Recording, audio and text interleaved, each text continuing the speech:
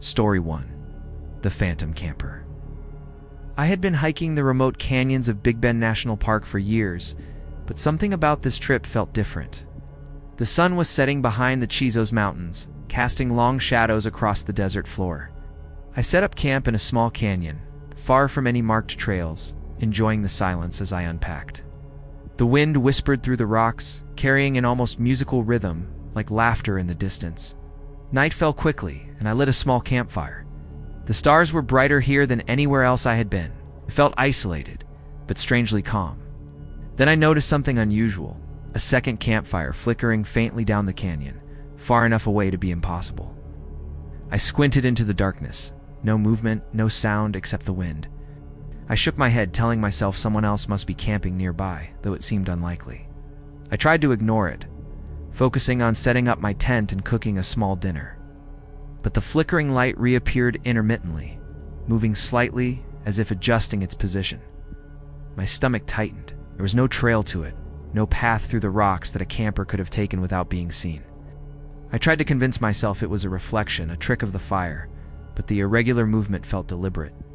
I finished eating and sat by the fire, scanning the canyon walls. Shadows shifted unnaturally as if stretching toward me. The air felt heavier, and a faint whisper of wind carried what sounded like murmured voices. I froze, straining to hear. The second campfire remained, now brighter, closer. My pulse quickened. There was no logical explanation for this.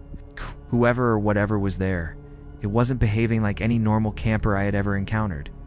I grabbed my flashlight and approached cautiously, keeping the beam directed toward the distant fire. Each step on the rocky ground echoed loudly. The light flickered, and then nothing. The fire was gone. Only the canyon's darkness remained, deeper and quieter than before. I exhaled shakily, convinced my imagination had conjured it. But a sudden rustle in the rocks behind me made me spin, empty. The shadows seemed to watch me, stretching unnaturally with each flicker of my light. I returned to my camp, heart racing, trying to convince myself it was nothing. I sat by my fire, wrapping my arms around my knees. Then I heard it, the sound of a tent zipper being pulled open somewhere nearby. I froze. My tent was the only one set up in the canyon, at least as far as I knew. The zipper sound stopped. Silence returned, heavy and oppressive, pressing down on me in the darkness. I grabbed my flashlight again, scanning the canyon floor and rock formations. Nothing. No fire, no tent, no figure. Just my own breath and the faint rustling of the wind. I shook my head and whispered to myself. Maybe it was an animal, I thought, though the sound didn't match anything I knew. My pulse raced as I realized the canyon didn't feel empty. Something unseen lingered, patient, waiting for me to make a mistake. I returned to my fire, trying to maintain calm. I started talking to myself, reciting the route I had planned, the mile markers and landmarks. It worked for a moment, grounding me. Then I heard footsteps. Soft, deliberate, approaching from behind the rocks near my camp. My hands trembled, gripping the flashlight. I called out, but my voice sounded hollow in the canyon. The footsteps paused, then continued, pacing around my fire without ever revealing themselves. I shone the flashlight toward the sound, circling the rocks, but nothing was there. No footprints in the sand, no shadows cast. Only the echo of steps matching mine, following me wherever I moved. My mind raced. This wasn't an animal. It wasn't another hiker. I felt it, something watching, something aware of my every movement. The canyon walls seemed to close in, and the firelight flickered unnaturally, stretching shadows into shapes that weren't mine. I tried to rationalize it, remembering stories of desert mirages and hallucinations. The isolation, the heat of the day, the sudden chill of night, they could all play tricks on the mind. Yet instinct screamed at me that this was different. The steps continued, echoing around me, circling my campfire. I couldn't see it, couldn't touch it, but I could feel its presence. The silence between steps was heavier than the sound itself, loaded with intent. I grabbed my backpack, deciding to leave immediately, but the moment I stepped away from the fire, I froze. Ahead of me on the canyon floor, a faint glow appeared. Not a fire, not a lantern, but something softer, almost like candlelight. It hovered above the sand, shifting slightly with no source. I blinked, and it moved closer, aligning itself directly with me, as if guiding or luring me somewhere deeper into the canyon. I hesitated, but curiosity mixed with fear compelled me forward. Each step toward the glow felt heavier, like walking through water, though the canyon floor was dry. The glow pulsed gently, almost breathing. Shadows twisted in the corners of my vision, forming shapes that dissolved when looked at directly. I realized I wasn't alone. Something accompanied the light, unseen, moving with me, yet staying just out of reach. The canyon had become a labyrinth of anticipation. I turned abruptly, hoping to see the source of the footsteps, the sound. Anything. The light continued ahead, pulsing softly. My heart raced as I realized the canyon had grown larger, twisting in ways I didn't remember. Rocks that should have been behind me were now on either side, as the desert had shifted, or perhaps I had been led deeper into a space that defied maps, time, and reason. Something was guiding me. I whispered to myself, urging rationality, reminding myself it was still Big Bend, still a desert canyon, still real. Yet the shadows whispered back, forming figures at the periphery of the firelight. They were pale, humanoid, distorted, stretching and twisting with the flicker of the campfire. My breath caught in my throat. Every instinct screamed to flee, but the canyon seemed to expand with each step, keeping me trapped within its unseen corridors. I stood, heart hammering. The glow ahead stopped, hovering at chest height as if waiting. I felt the steps around me intensify, circling, measuring, analyzing. I took a step back, then another. My flashlight trembled in my grip, but the glow pulsed brighter. And then I saw it, a faint ghostly figure reflected in the rocks, indistinct but undeniably humanoid. The footsteps ceased, silence returned, heavy and suffocating, as if the canyon itself exhaled. I froze, staring at the reflection in the rocks. The humanoid figure moved unnaturally, like liquid shadow, yet its shape was unmistakably human. My pulse raced, but curiosity mixed with fear forced me forward. Each step I took seemed to pull the figure closer, though it never actually moved. The air grew colder, heavier, pressing against my chest. I realized this wasn't just a ghost. It was something more ancient, patient, and aware of me. The figure's outline shimmered, pulsing slightly, then it dissipated into the canyon walls. A faint whisper echoed in the rocks, indistinct but unmistakable. My name. I spun, shining the flashlight wildly, but nothing was there. The canyon had grown impossibly quiet, as if holding its breath. I realized the footsteps had stopped, yet the sensation of being watched lingered stronger than ever. Something unseen was still here, and it had learned I had noticed it. I backed toward my fire, hands trembling, trying to calm my mind. The glow returned, faint but steady, hovering above the canyon floor again. I understood then. It wasn't moving randomly. It was leading me somewhere, pulling me deeper into the canyon, testing me. I swallowed hard, heart hammering, debating whether to follow or run. Each instinct screamed to flee, yet the canyon's unnatural pull made me feel I had no choice but to obey. With a trembling breath, I followed the glow. The canyon twisted around me unnaturally. Landmarks I had memorized vanished, replaced by unfamiliar rock formations. The glow pulsed brighter with every step, and the shadows around me stretched as if alive.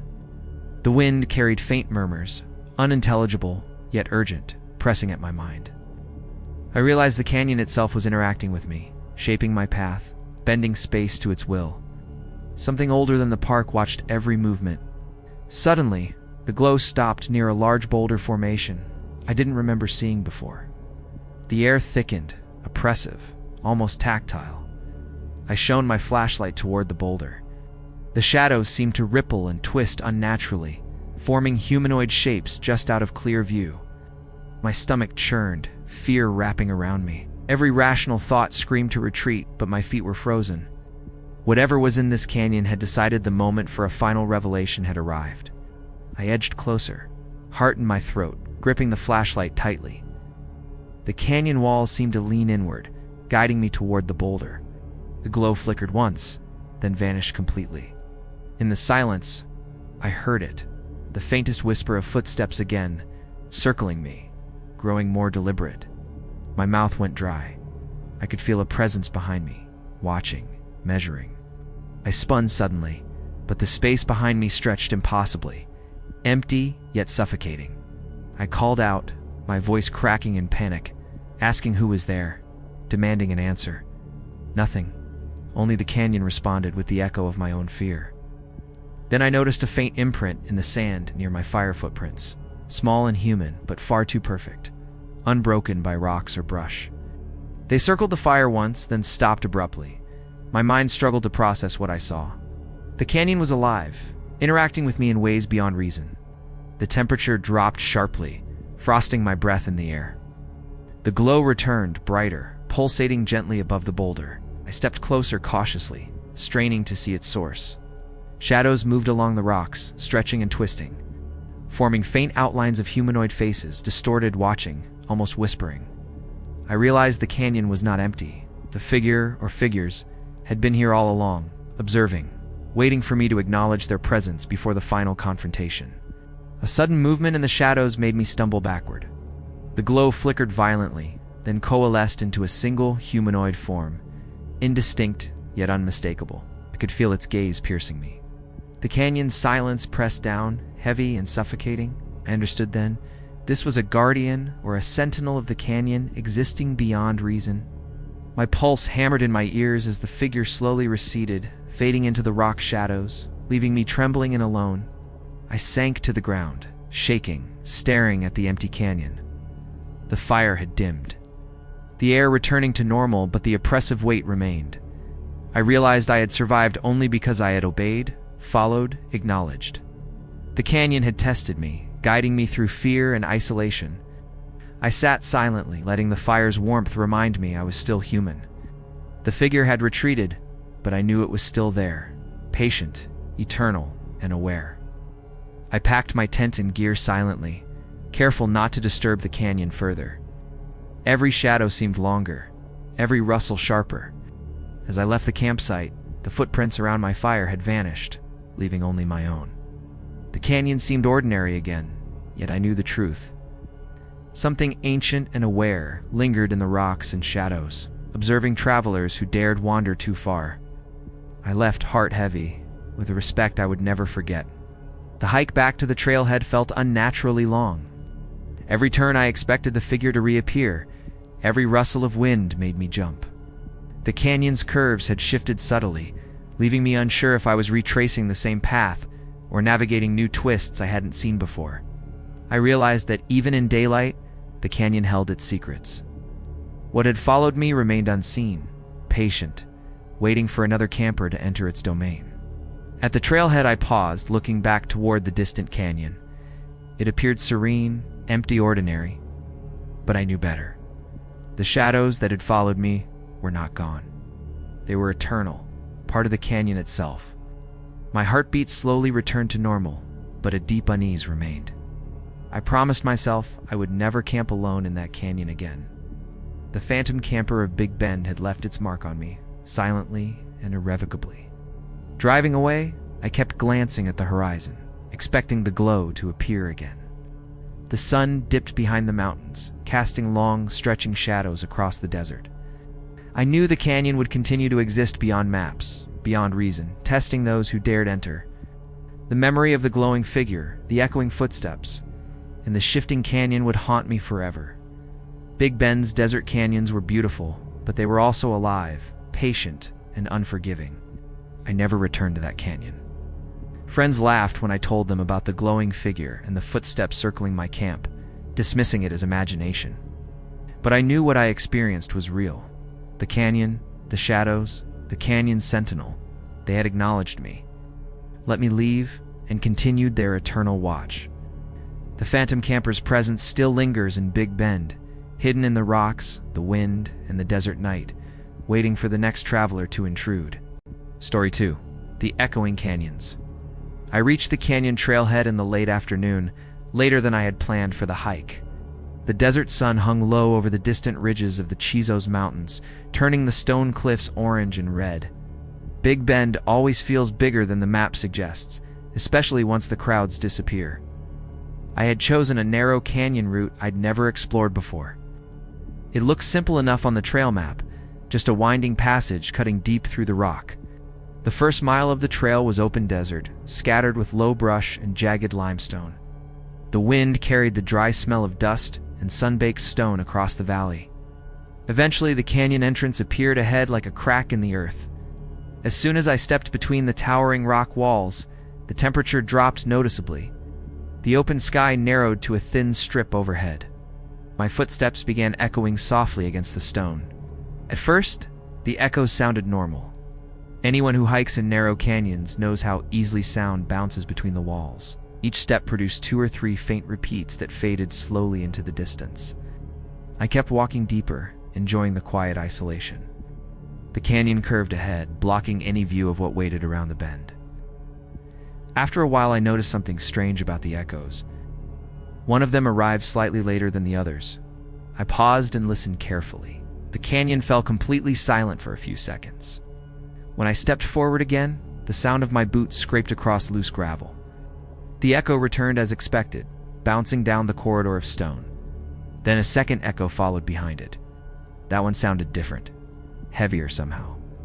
I turned around instinctively, expecting to see another hiker approaching through the narrow passage behind me. The canyon behind me was completely empty. The twisting path stretched back toward the desert entrance with no movement anywhere along it. My own footprints marked the dusty trail in a single line. I waited for another moment, listening to the quiet air inside the canyon walls. Nothing moved. Eventually, I shrugged it off as a trick of acoustics. The deeper I walked, the narrower the canyon seemed to become. The sunlight above faded as the cliffs grew taller and leaned closer together. Shadows gathered along the ground, turning the canyon floor a dull gray color. I could hear every sound I made now, my breathing, my pack shifting, the crunch of stone under my boots. The echoes carried much farther than before. A single step would travel down the canyon and bounce back several times before fading away. Then it happened again. I took a step and heard the echo return twice. The first repeat sounded normal, but the second arrived a moment later than it should have. It was subtle, just enough to make the rhythm feel wrong. I slowed my pace and listened carefully to each movement. The canyon repeated every sound faithfully. Yet occasionally that delayed step appeared again, like someone walking slightly behind me. I stopped walking completely. The canyon went quiet, swallowing every trace of movement. For several seconds, nothing happened. Then a small pebble clicked against the ground somewhere ahead. The noise echoed sharply through the narrow walls. I stared toward the bend in the canyon where the trail disappeared from view. A breeze moved faintly across the upper cliffs. Down where I stood, the air remained still. The canyon twisted again as I continued forward, the stone walls closing tighter around the trail. In some places, the passage was barely wider than a small hallway. My footsteps echoed loudly now, bouncing in sharp bursts from one wall to the other. The sound traveled farther than seemed possible. It almost felt like the canyon itself was repeating the noise deliberately, passing it deeper into the rock. I rounded another bend and called out casually just to test the acoustics. "Hello?" My voice shot down the canyon like a thrown stone, striking the walls and breaking into several returning echoes. The word came back to me again and again until it faded into silence. Then one final voice repeated it. The tone sounded slightly deeper than mine, and it arrived several seconds after the others. I frowned and called again, louder this time. "Anyone down there?" The canyon swallowed the question and threw pieces of it back toward me. "Anyone. Down there. Down there." The echoes stretched the phrase strangely, distorting the rhythm of the words. I listened as they faded one by one, and a final voice answered softly from deeper in the canyon. "Anyone?" A chill ran through my chest as the sound lingered between the walls. It hadn't come from behind me. It had come from somewhere farther down the canyon. I stepped forward slowly, scanning the dark bend ahead. The beam of my flashlight cut across the rock walls and empty ground. There was no one there, but I could feel the weight of the canyon pressing in around me. I walked again, carefully placing each step on the uneven stone path. The canyon turned once more, revealing another stretch of narrow passage. The air smelled colder here, almost damp despite the desert outside. My footsteps echoed loudly in the confined space. Then another sound followed them. Second set of steps, repeating the same rhythm.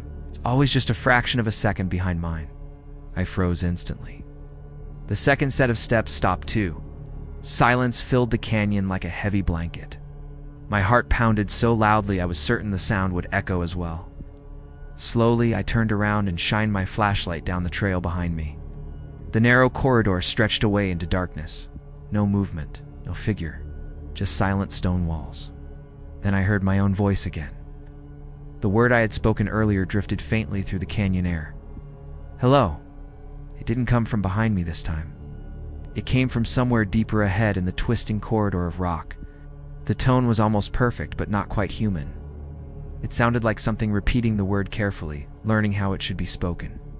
I stood perfectly still, trying to convince myself the sound had been another strange echo. Canyons distort voices the same way they distort footsteps. That was the logical explanation. Still, the word had come from too far ahead. Echoes fade quickly once the sound source stops. This one hadn't faded. It had repeated itself slowly, like someone speaking after hearing me.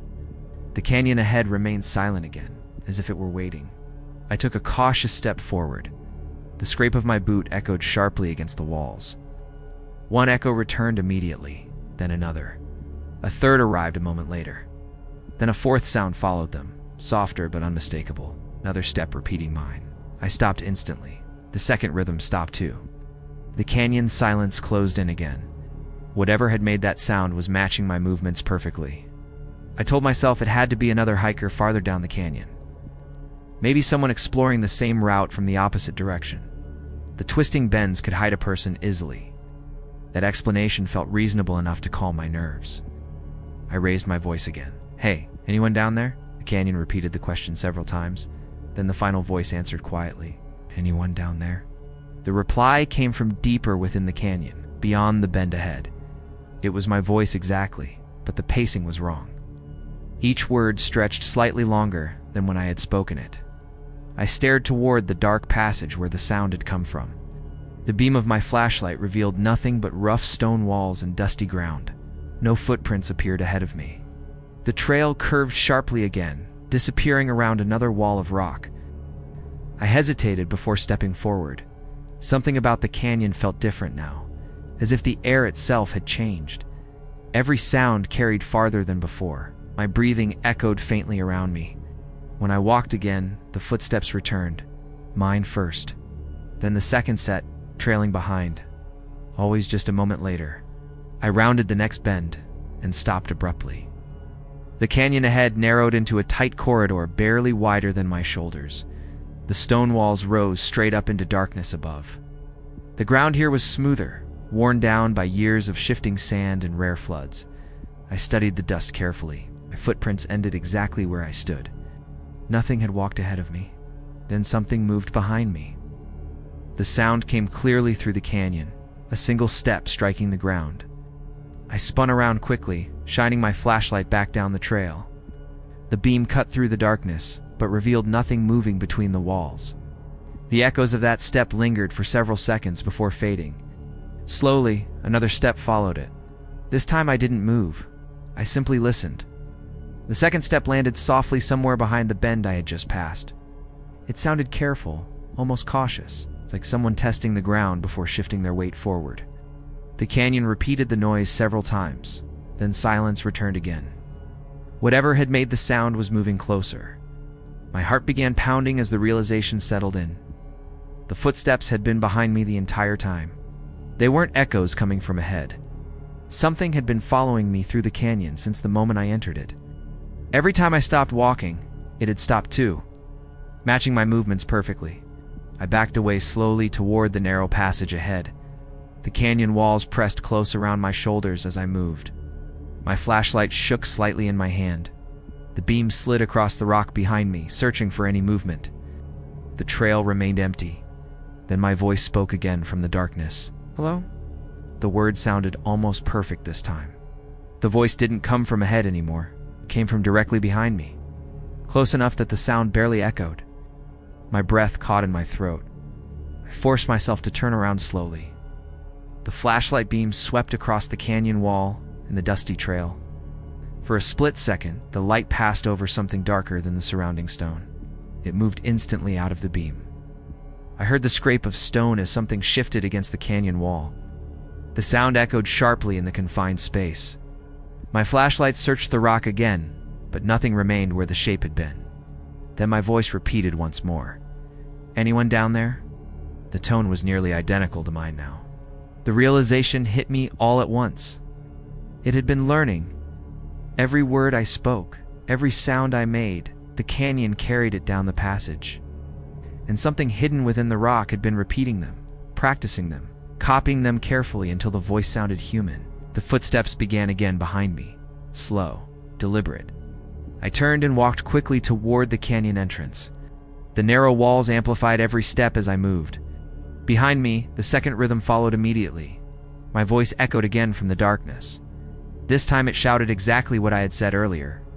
"Hey, anyone down there?" The canyon repeated the phrase again and again as I hurried through the twisting corridor. I didn't stop moving until the canyon walls opened back into the desert. The last light of evening stretched across the valley floor. Behind me, the narrow passage looked completely silent again. For several seconds, I stood there, listening. Then, from somewhere deep inside the canyon, my voice drifted out one last time. "Hello," only this time it sounded perfect. Story 3: The Desert Hitchhiker. I had been driving the long desert highway near Big Bend National Park for hours when I noticed a figure standing at the roadside. It was already dark, and the horizon had disappeared behind a black wall of night. My headlights stretched only so far, cutting thin ribbons through the desert gloom. The figure lifted one arm, signaling for a ride. At first, I thought it was another stranded hiker like so many stories warned about. I slowed the truck instinctively, eyes darting to the figure. He didn't move as I passed, simply stayed rigid, staring straight ahead. Most hitchhikers shift weight, adjust posture, or glance around. This one remained completely still, almost statuesque. A strange chill ran up my spine as I looked in the rearview mirror, half expecting to see him disappear. But there he was, standing in the desert darkness, frozen. A mile later, the highway curved slightly. That's when I saw him again. The same figure, exactly the same posture, one arm raised, waiting. My stomach tightened. The desert was vast, rough, and uneven. Even someone moving fast across open terrain couldn't have reached this spot in mere minutes. The realization made my skin crawl. He was appearing ahead of me. Somehow, impossibly. He was always there first. I considered turning back, but the road behind was endless black, and there was no safe shoulder to stop. Every instinct told me to keep moving. I tried convincing myself it was some trick of the light or my eyes, so the desert plays cruel games at night. But as my headlights swept past the next rise, there he was once more. Standing perfectly still, arm raised, waiting like a shadow carved from the desert itself. The third time I passed him, my heart pounded hard. His figure seemed impossibly still. The air felt heavier, and even the wind seemed to avoid that stretch of road. I caught a glimpse of his face, blank, empty, like staring into a mask. I blinked, and he was still there, unchanged. My rational mind struggled to explain it. There was no way he could have moved this fast across the desert terrain. I accelerated slightly, keeping a steady eye on the rearview mirror. My pulse raced as the desert highway stretched endlessly. The black hills on either side rose silently into the night. For a moment, I imagined someone walking along the ridge, keeping pace with me unseen. The thought made my hands tremble on the steering wheel. I glanced back again. The highway was empty once more, but I knew he would appear again. A few more miles and the road climbed toward a low pass. I tried to focus on the dry desert air in my breathing. The silence inside the truck felt oppressive. Then, as the headlights crested the rise, there he was again, his arm raised, motionless, waiting. I slammed my foot lightly on the brake before realizing I needed to maintain control. The desert seemed to hold its breath, as if watching what I would do next. I slowed to a crawl, keeping my eyes fixed on the figure. His clothes were dusty and worn, the kind of rough hiking gear someone might carry across the desert. But the stiffness of his stance felt unnatural. He didn't move at all, even as my truck passed. My mind scrambled for a logical explanation, any rational excuse for the impossible. But no amount of reasoning could account for the feeling that he was somehow always ahead. I checked the rearview mirror instinctively, half expecting him to vanish. The highway remained empty behind me. No footsteps, no movement, nothing. The impossibility of the situation pressed down on me. If he wasn't walking, how could he appear so consistently ahead? Every few minutes the road would curve, and every time, there he was, stiff, waiting, silent, and always just far enough ahead to terrify me when I saw him. The desert air smelled of dust and heat radiating from the stone. I tried to tell myself it was a prank, a hallucination, or even a mirage, but each sighting felt real, too real. My pulse throbbed in my ears. The next stretch of road twisted into shadowy turns. I gripped the steering wheel tighter. My mind refused to let go of the notion that something out there was toying with me, and I couldn't understand why. I passed another bend, and there he was again, arm raised, posture unchanged. This time I slowed deliberately, studying him carefully. My flashlight from the truck illuminated just enough of his face, empty, expressionless, eyes fixed ahead, unblinking but somehow aware. I swallowed hard, realizing the desert itself seemed to amplify the fear. Something about him wasn't human, not in any way I had ever encountered. I accelerated slightly to keep distance, heart hammering in my chest. The desert stretched wide and open, yet I felt boxed in.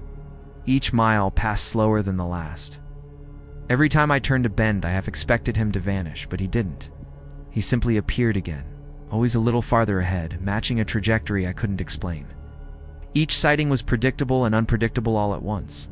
My hands shook as the truck rattled over small desert stones. The highway twisted along the valley floor, and I watched the hills on either side for any sign of movement. The figure never deviated, never hesitated, just stayed perfectly upright, arm raised, waiting. I tried muttering aloud, calling to him, testing whether he would respond. The canyon of black desert swallowed my voice, yet I could almost sense him listening. The moon rose slightly over the jagged ridges, casting ghostly shadows on the pavement. I kept glancing in the mirror, expecting impossibility again. Sure enough, a subtle hint of his silhouette appeared, reflected faintly in the glass. Though the road behind was empty, my breath caught in my throat. Each encounter seemed more impossible than the last.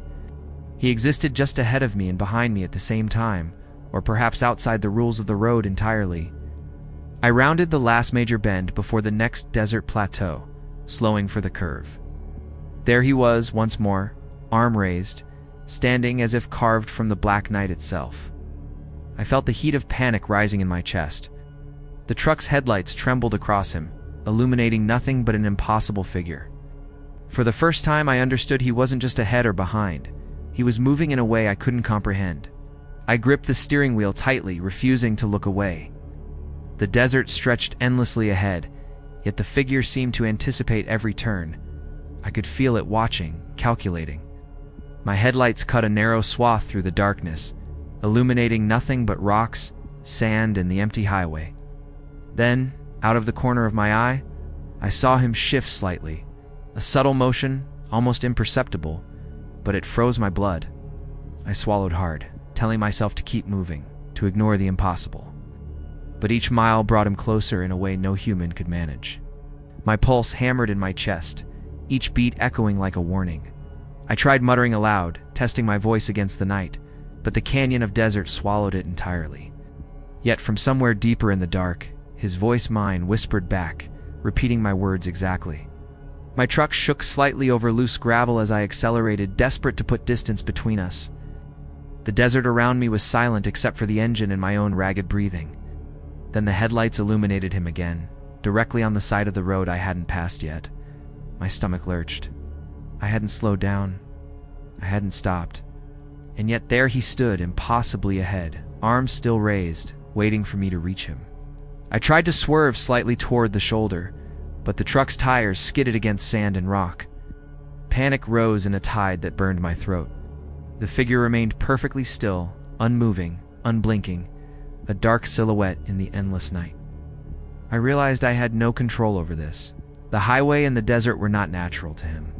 Somehow he existed both within the road and outside it at the same time. The desert air grew heavier as I sped along.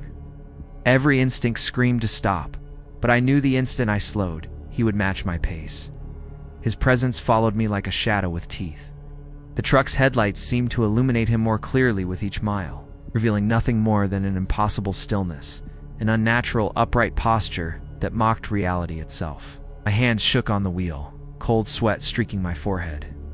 Another curve in the highway appeared ahead, jagged cliffs cutting into the desert floor. My eyes scanned the roadside desperately.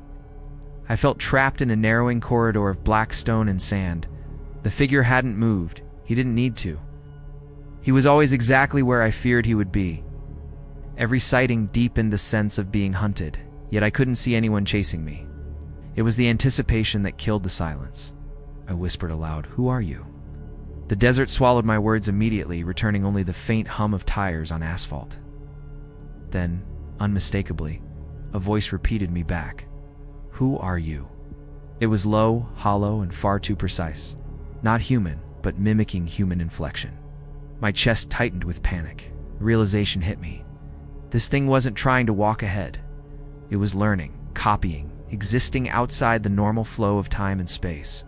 I dared a glance in the mirror. No trace of him appeared behind me, only the endless dark of desert rock and sand.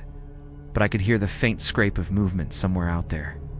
I pressed the accelerator harder, trying to put miles between myself and whatever existed on this highway. Yet I could feel it mirroring me, matching every motion, every thought, like a predator that didn't need to chase. It was already with me. The next plateau opened up ahead, moonlight spilling weakly across the sand. I spotted a rest stop several hundred feet away and considered swerving toward it. It would give me light, maybe safety, maybe other people. But the moment I slowed, the figure appeared once more directly in the path I was aiming for. My heart hammered in my chest. There was no escape, no place to hide. He was everywhere the road allowed. I couldn't stop thinking logically, even as panic consumed me. None of this made sense. The desert is vast and empty, yet he moved faster than any human, appearing miles ahead of where he should be. My mind grasped for explanation, anything. Then it hit me. He didn't move in ordinary space. He existed in some other rhythm, following the road, anticipating my presence. Learning, copying me, waiting for the moment I would realize I could never outrun him. I gritted my teeth and drove straight past the rest stop. I refused to give him an opening, any chance to step into my world. The truck rattled over sand and stones, my headlights illuminating the road like a thin blade of light. For a fleeting instant, I thought I saw him standing on the asphalt ahead, then nothing. Just desert, just endless black stretching on every side. And then I saw it, a faint movement in the distance. A shadow, tall and rigid. It's matching the last bend in the road. My heart leapt into my throat. It was him. His arm rose slowly into the air again, perfectly still, as though carved from darkness itself. I pressed the accelerator harder, gripping the wheel with white-knuckled intensity. The night stretched endlessly before me. The highway had become a corridor of dread. I passed the shadow again, daring not to slow. Every turn, every bend, revealed him in the distance, waiting. It wasn't just a hitchhiker. It was something else entirely. A presence that could replicate, anticipate, and mimic me perfectly. My own voice whispered in the desert wind, repeated back to me in hollow imitation. The feeling of being watched, pursued, copied, left me raw with fear and exhaustion. Finally, the horizon began to brighten with the faint light of dawn. My pulse still raced, but the figure had vanished, or so I thought. I kept my eyes on the road, terrified of seeing him reappear in the morning shadows. The highway curved, the desert opening to the wide valley floor. My hands were clammy, my body tense, yet the figure did not show. I dared a slow exhale. I might have survived. I pulled into a small roadside parking area as the first sunbeams crested the distant mountains. The desert was silent, beautiful, and ordinary again. But I knew better. Somewhere back along the dark curves of highway, the hitchhiker waited. He wasn't gone. He'd only receded into the desert's rhythm, learning, copying, waiting. And I understood with a chill that would never leave me. One day, he would be there again, perfectly ahead of me. Story 4. The Vanishing Trail. I had been hiking the Emery Peak Trail all day, my backpack heavy and boots coated with dust from the desert floor. The late afternoon sun cast long shadows across the rocks. The wind whispered faintly through the scrub. I checked the trail markers, reassuring myself I was on the right path. The silence stretched wide around me, broken only by the occasional call of a distant bird or the rustle of wind across the canyon. By the time the sun slipped below the horizon, the trail had grown harder to follow. Shadows pooled in the canyon folds, and my headlamp flickered weakly against the dark. I noticed that some of the rocks I had passed earlier seemed slightly shifted, as though someone or something had disturbed them. I paused, squinting, trying to convince myself that it was just the natural settling of stones on the dry, uneven ground. The trail markers became harder to spot in the gathering darkness. I slowed my pace, scanning every bend carefully.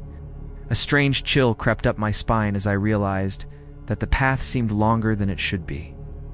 Rocks that had appeared to be familiar landmarks earlier now seemed out of place. I shook my head, thinking it must be exhaustion playing tricks on me, but a feeling of unease had begun to settle in.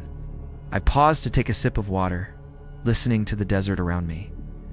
Everything was unnaturally quiet. Then I heard it. The faint scraping of stone, like someone dragging a pack across the trail behind me. My headlamp caught nothing, but the sound repeated, closer this time. I spun around, but there was no one. Only shadows stretched across the uneven canyon walls, still and empty. I started walking again, faster now, gripping my trekking poles like weapons. The trail seemed to twist in ways it hadn't before.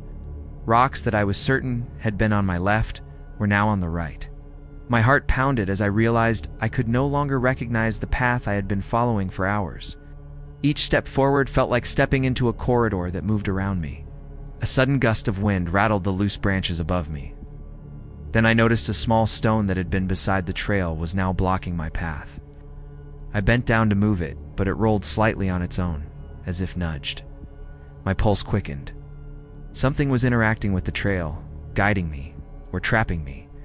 I could feel the unseen presence close, playful, yet menacing in the darkness. I spoke aloud, hoping to reassure myself. "Hello?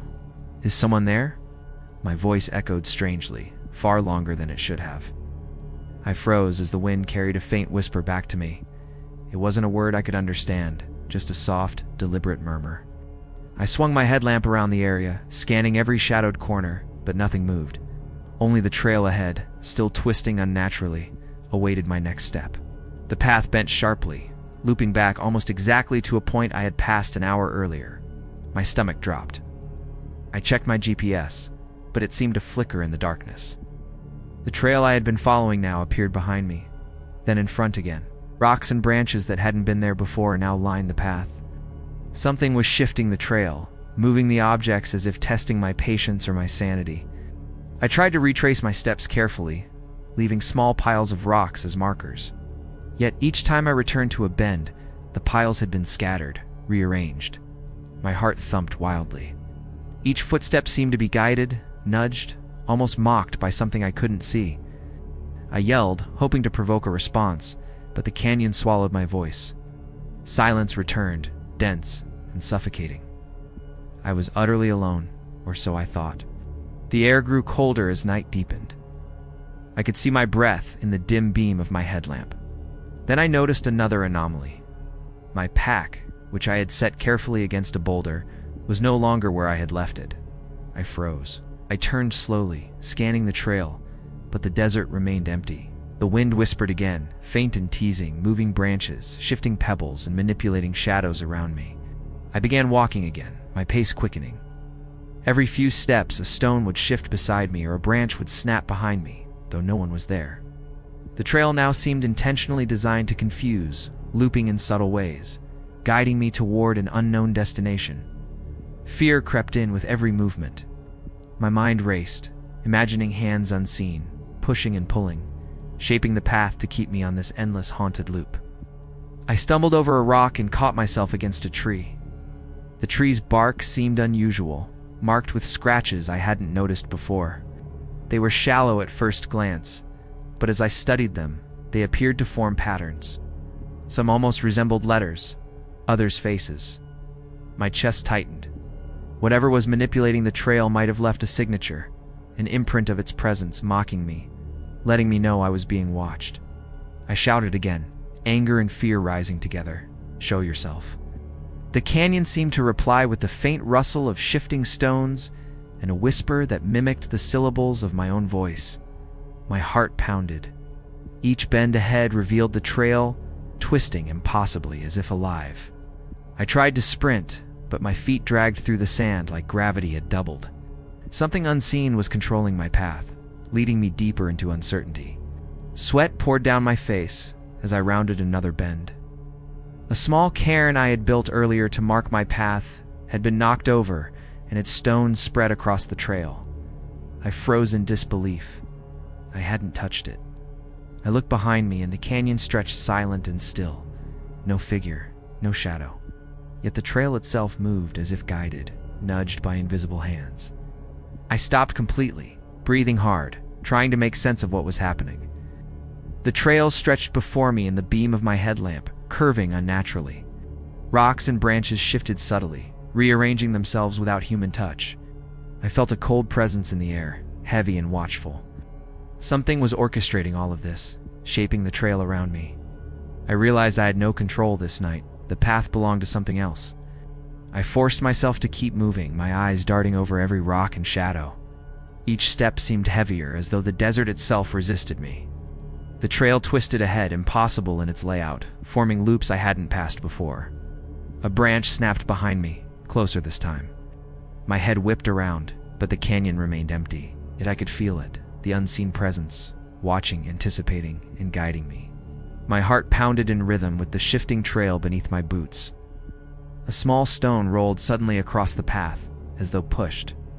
I froze, trying to steady my breath.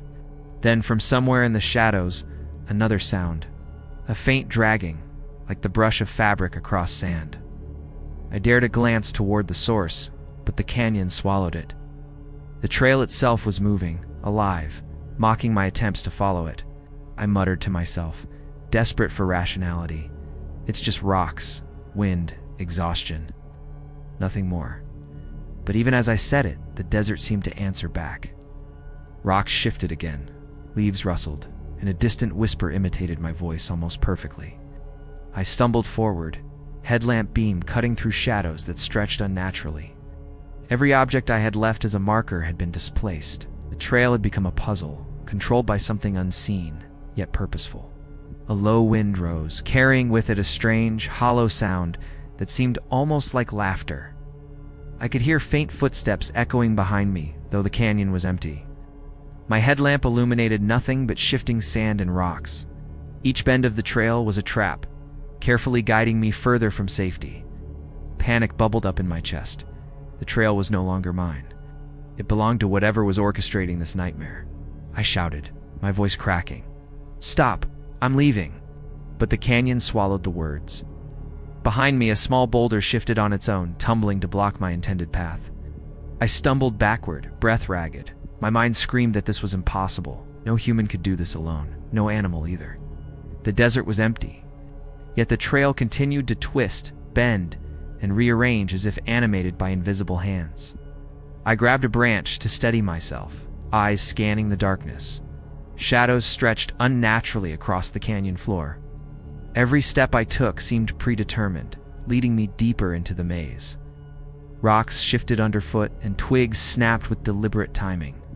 The poltergeist, I realized, was not just playful, it was aware.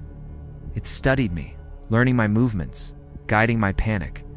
My chest burned with fear I couldn't escape, was already inside its trap. The trail bent sharply, looping back toward a familiar cairn I had built earlier.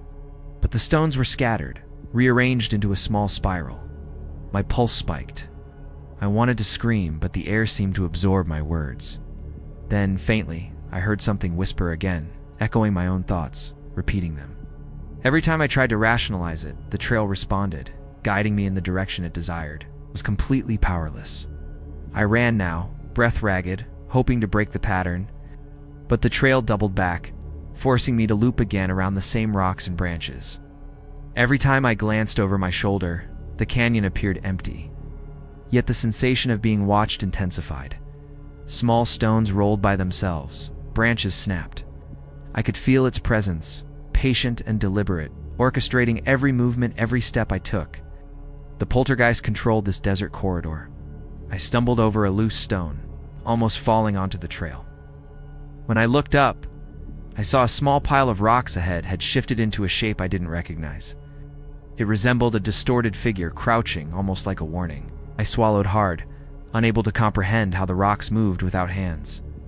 The trail itself was alive, bending and twisting to convey something. I understood then. It wasn't just playful, it was communicating. The night pressed in on me, stars dimmed by a strange cloud of dust or heat. I tried marking my path, breaking small sticks and tossing stones, but each time I glanced back, they had been moved. The desert laughed silently around me. I felt a cold breath along my neck, though the air was still. Every instinct told me to run, yet my feet carried me deeper into the canyon, following the trail it wanted me on. I began to scream, calling out for help. My voice was swallowed immediately, echoing faintly back in distorted tones. The shadows ahead seemed to pulse with movement, though no figure appeared. Rocks shifted again. A branch tapped my shoulder lightly, though no one was there. My chest heaved with fear. The poltergeist wasn't hiding. It was everywhere the trail allowed. It had shaped the night itself into a trap I couldn't escape. Finally, I reached a bend I hadn't noticed before. The trail opened onto a small clearing, moonlight spilling weakly across the sand. I thought, briefly, that I might have broken free. But then I saw it. My backpack tossed carelessly in the center, surrounded by scattered rocks and twigs arranged in a circle. The pattern pulsed like it had been waiting for me. The poltergeist had been guiding me all along. I wanted to turn back, but my feet froze. The trail behind me seemed to vanish into shadows. Every rock, every branch, every stone seemed positioned to force me forward. A low whisper curled through the air, mimicking my voice perfectly. My pulse thundered in my ears. I realized I wasn't being hunted, I was being led, drawn, manipulated. And there was no path back. Not tonight, not ever. I stepped into the circle of rocks and twigs, heart hammering, feeling a presence pressing against my skin. Shadows shifted unnaturally, bending toward me from all sides. A faint wind whispered words I couldn't understand, yet somehow recognized. I wanted to run, but my body refused. The poltergeist had claimed this moment. The canyon, the trail, and everything on it were under its control, and I was merely a participant in its cruel game. The first rays of dawn broke across the canyon, but the trail was still twisted, rearranged, impossible to follow. My backpack lay abandoned in the center of the circle, untouched by human hands. I stumbled away slowly, never looking back. Behind me, the trail seemed to settle as if nothing had happened, but I knew better. The poltergeist still lingered, waiting, reshaping paths. And anyone who dared hike these trails at night would be trapped in its invisible loop. Story 5. The Watcher in the Mesa. I had spent the afternoon climbing one of the isolated mesas in Big Bend, savoring the solitude and the panoramic views of desert canyons stretching endlessly below. The wind was warm but dry, stirring dust across the flat top. As I reached a large flat boulder to rest, I noticed movement far across the valley. At first I thought it was an animal, but the figure's posture was unmistakably upright and oddly deliberate. I squinted, trying to make sense of the motion. The figure seemed to shift in perfect synchronization with my own gestures. A hand raised, a turn of the head, a step forward. My pulse quickened. No human could have covered that distance or mirrored me so precisely. My mind raced for explanations, but nothing fit. The desert, normally still, seemed suddenly alive, watching and waiting, a silent stage for something incomprehensible. I stood and waved experimentally, hoping the movement might provoke a response. The figure mirrored me instantly, lifting its arm in perfect alignment. A chill ran down my spine. Every instinct screamed to descend from the mesa immediately, but I was frozen, captivated and horrified. I tried to call out, but the desert swallowed my voice. Even the wind seemed to avoid carrying sound this time, leaving only a suffocating silence. I considered retreating down the rocky slopes, but when I took a cautious step forward, the figure stepped as well, always staying just at a distance. It's impossible to close. Rocks, cacti, and sandy gullies didn't slow it. It didn't need to hide. It only mirrored me, an unrelenting echo of every motion. My mind refused to rationalize it. This wasn't an animal, a human, or any entity I had ever known. I sat down again, trying to calm my racing thoughts. The desert heat had faded with the sun, replaced by a cool, eerie breeze that carried no scent of life. The figure remained visible across the valley, unmoving except for its precise mimicry. I shook my head, attempting to convince myself that it was a trick of light or distance. But the shadows on the desert floor betrayed an intelligence far too deliberate to be natural. I lifted my camera, thinking to capture evidence. The figure immediately tilted its head as I did, pausing just long enough to confirm its awareness. My fingers trembled as I snapped a photo, but the image showed only the flat desert and rocks, no figure. My stomach churned. The desert had become a mirror of my movements, a silent arena for an entity that obeyed no rules, and each gesture I made fed it. I rose, trying to descend the mesa in a wide arc to put distance between us. Yet every step I took was mirrored perfectly. Even when I ducked behind a boulder, I caught glimpses of movement, an impossible shadow-keeping pace, never stopping. The desert seemed to pulse with its presence. Fear and fascination collided inside me. Something unseen controlled the vast space between us, and I was utterly trapped in its observation. I began speaking, almost pleading. "I don't want trouble, I'm just leaving." The figure did not answer, yet it continued to match my every motion. Each arm raise, each tilt of my head, each step was mirrored perfectly, effortlessly. I could feel its attention heavier than the thick desert air. No human could have moved that fast across this terrain, and yet it moved with me, always, perfectly. I attempted to sprint down a shallow wash, hoping speed might break the connection. But each leap, each dash, seemed synchronized with the distant figure. The mesa top stretched endlessly, but no matter where I ran, it mirrored me, as if time and space bent around it. My breath came in ragged gasps. The desert was no longer ordinary. It was a cage, and I was already inside. I stumbled over loose rocks and sand, spinning to see if it had stopped. It hadn't. Every gesture I made was repeated across the valley. My heart pounded so violently I thought it might burst. This wasn't a stalking shadow. It was a force, an intelligence, a presence that had no bounds. My voice broke into a whisper, asking questions it could never answer. The wind carried nothing, yet I felt observed. The sun sank lower, casting long shadows that merged with the shape of the mesa. I tried waving both arms, jumping, even turning in circles, desperate to confuse it. But the figure matched every move instantly, never tiring, never faltering. Fear coiled tight in my chest. I realized that approaching it was futile. Any attempt to close the distance seemed meaningless. The desert had become a chessboard, and I was already outplayed. I backed against a large boulder, trying to hide my panic. The figure paused for a moment, tilting its head as if considering me. Then it resumed, mirroring my attempts to move, crouch, or duck. My pulse thundered in my ears. The realization hit. It wasn't trying to attack.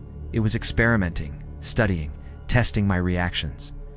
I was a specimen, trapped on the mesa for some unknown purpose, powerless against its presence. I crouched low, holding my breath, hoping for some lapse, some imperfection. But the figure did not falter, copied, repeated, and followed, completely unhindered by rocks, elevation, or distance. I could feel my mind fraying, haunted by the impossibility of the situation. The desert's vast emptiness was irrelevant to this entity. The laws of nature did not apply. Only it and I existed here, caught in a mirrored dance I could not escape. Darkness crept across the mesa, leaving only a faint glimmer of horizon. I tried to descend again, carefully, silently, calculating every step. The figure matched me perfectly. No stone, no slope, no shadow slowed it. It was patient, calculating, infinite. I shouted, hoping to startle it, but the canyon swallowed the sound entirely. Only the mimicry remained, perfect and unrelenting. The desert became an alien place, a testing ground I could not leave. Finally, night fully descended, and the desert cooled under a blanket of stars. I collapsed against a boulder, exhausted, heart racing. The figure remained across the valley, unmoving but omnipresent. I knew I could not approach, could not flee fast enough. It mirrored, it observed, it waited. As I drifted into a trembling rest, I understood one immutable truth. On that mesa, I would never be alone, and the Watcher would always see me, perfectly. I forced myself to stand and move cautiously, heart hammering, trying to find any route down that might break the entity's mimicry. Every step I took was mirrored instantly across the valley. Rocks that should have slowed it seemed irrelevant. My mind raced with panic. It wasn't just copying, it was predicting. The desert itself felt complicit, silent, reshaped by something far beyond understanding. Bending reality around this impossible presence, I tried running along a narrow ridge, hoping elevation would give me an advantage. But the figure stayed perfectly aligned, maintaining distance yet tracking every movement. My pulse pounded like a drum in my ears. The air grew thick and oppressive. The shadows lengthened unnaturally, stretching toward me. I realized I was no longer on solid ground. I was in the entity's domain, a creature that existed beyond sight, but always in perfect correspondence with me. I shouted, voice breaking, pleading, "What do you want?" Silence answered, yet the figure tilted its head in perfect imitation. My body shivered violently as the moonlight revealed its form once again, featureless, upright, and impossibly still. I tried to approach slowly, hoping to make contact, but each step forward was matched by its mirrored movement. No matter my pace, my angle, or my path, it remained perfectly synced, as if the mesa itself obeyed its commands. I backed away toward a cluster of rocks, desperate for any concealment. Each rock I passed seemed to shift subtly, as though acknowledging the entity's presence. I tripped, catching myself on a boulder. When I looked up, the Watcher mirrored me, crouched slightly, poised to rise as I did. Fear gripped me fully. I realized I was no longer walking the mesa. I was part of a demonstration, studied and observed, entirely helpless. I stumbled further down a shallow wash, the trail twisting unnaturally beneath my feet. Each movement brought a corresponding shift in the distant figure. Sand and small stones rolled inexplicably across the terrain. My headlamp caught nothing beyond the brush and rocks, yet I could feel its awareness, calculated and patient. The desert became a mirror, reflecting my fear, my attempts at escape, my every thought in silent, perfect imitation. I paused, panting, trying to rationalize. Perhaps it was a trick of light, an unknown mirage, some hallucination brought on by heat and exhaustion. But the consistency of its mimicry, the precision of each mirrored gesture, left no room for explanation. The entity was deliberate, intelligent. I could feel it analyzing me, probing for reactions. Every instinct I had screamed to flee, yet the desert refused to release me from its invisible grasp. I considered waiting it out, standing still to see if it would move. The moment I froze, the Watcher also froze, perfectly aligned, as if time itself was measured by its will. The canyon walls seemed to lean inward, enclosing me. Even the breeze shifted direction subtly, carrying no scent but pressure, like invisible fingers brushing my skin. I realized then that this presence was not bound by terrain, distance, or my understanding. It was everywhere and nowhere. I tried turning sharply, zigzagging down a steep slope, hoping unpredictability might help. But no matter what I did, the figure mirrored me, always maintaining the same impossible distance. Rocks dislodged themselves underfoot, branches scraped my shoulders, each seemingly guided by an invisible hand. My breath came in shallow, ragged gasps. I felt both hunted and trapped in a mirrored reality. The desert had become a stage for something that could not be escaped. Fear merged with fascination as I slowed slightly, my hands trembling.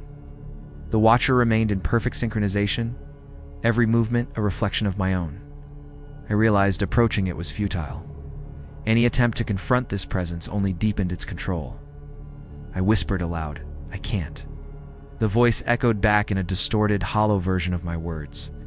The mesa was no longer a landscape. It was a trap, and I was the sole participant.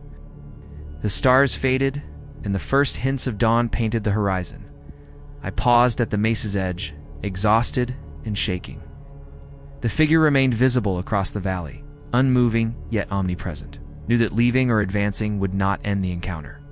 No trail, no descent, no distraction could separate me from its gaze. The Watcher existed outside my comprehension, infinite, relentless, and patient. I was trapped in its mirrored world, utterly powerless. I tried a final, desperate sprint toward a narrow canyon path, hoping rough terrain would slow or confuse it. But the Watcher stayed perfectly aligned, every footfall a reflection of mine. My mind screamed in panic. I realized it wasn't trying to harm me, it was demonstrating control, showing me the futility of escape. The desert itself was a stage, the entity, the unseen master, and I, the unwilling actor, caught forever in its demonstration. My legs trembled as I collapsed behind a boulder, headlamp illuminating nothing but sand and rocks.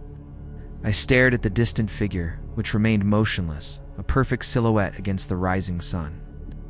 The wind whispered faintly, carrying no scent, no sound, but a pressure that pressed against my chest.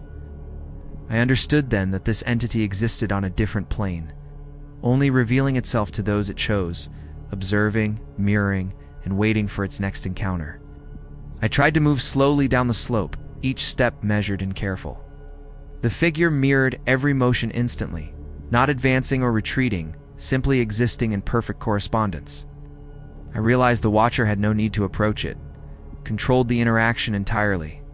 My pulse slowed slightly, but fear never left. The desert around me seemed to breathe with its presence, reshaping itself to maintain the connection. There was no escape from its gaze. Finally, the sun cleared the horizon, casting a golden light over the mesa and valley. For the first time, I dared to breathe deeply. The figure remained in the distance, unmoving, yet perfectly in sync with the slightest gesture I made. I could feel it everywhere and nowhere. Every instinct screamed that it would follow me forever. I understood with chilling clarity, the Watcher was infinite, and my movements would never be entirely my own again. I stumbled off the mesa, exhausted, heart racing, and tried to convince myself the figure had retreated with the dawn. But every glance back revealed it still there, just across the valley, perfectly mirroring me. The desert returned to normal appearances, yet I knew better. The Watcher would always exist, observing, anticipating, mirroring my actions. No path, no distance, no time could sever its connection. I would never hike alone again. Story 6. The Phantom Miner. I had been hiking the remote desert ridges of Big Bend all morning when I noticed the rusted remains of an old mining road cutting through the canyon. It wasn't marked on the park map I carried, but the wheel tracks had long since hardened into the desert floor. Curiosity pulled me forward. I followed the path along a rocky slope until the entrance of a narrow mine tunnel appeared, half hidden beneath collapsed timbers and dust. The opening looked old, but not completely abandoned. A few boards had been moved aside recently, and faint footprints pressed into the dust near the entrance. I knelt to study them, expecting to see modern boot patterns from other hikers.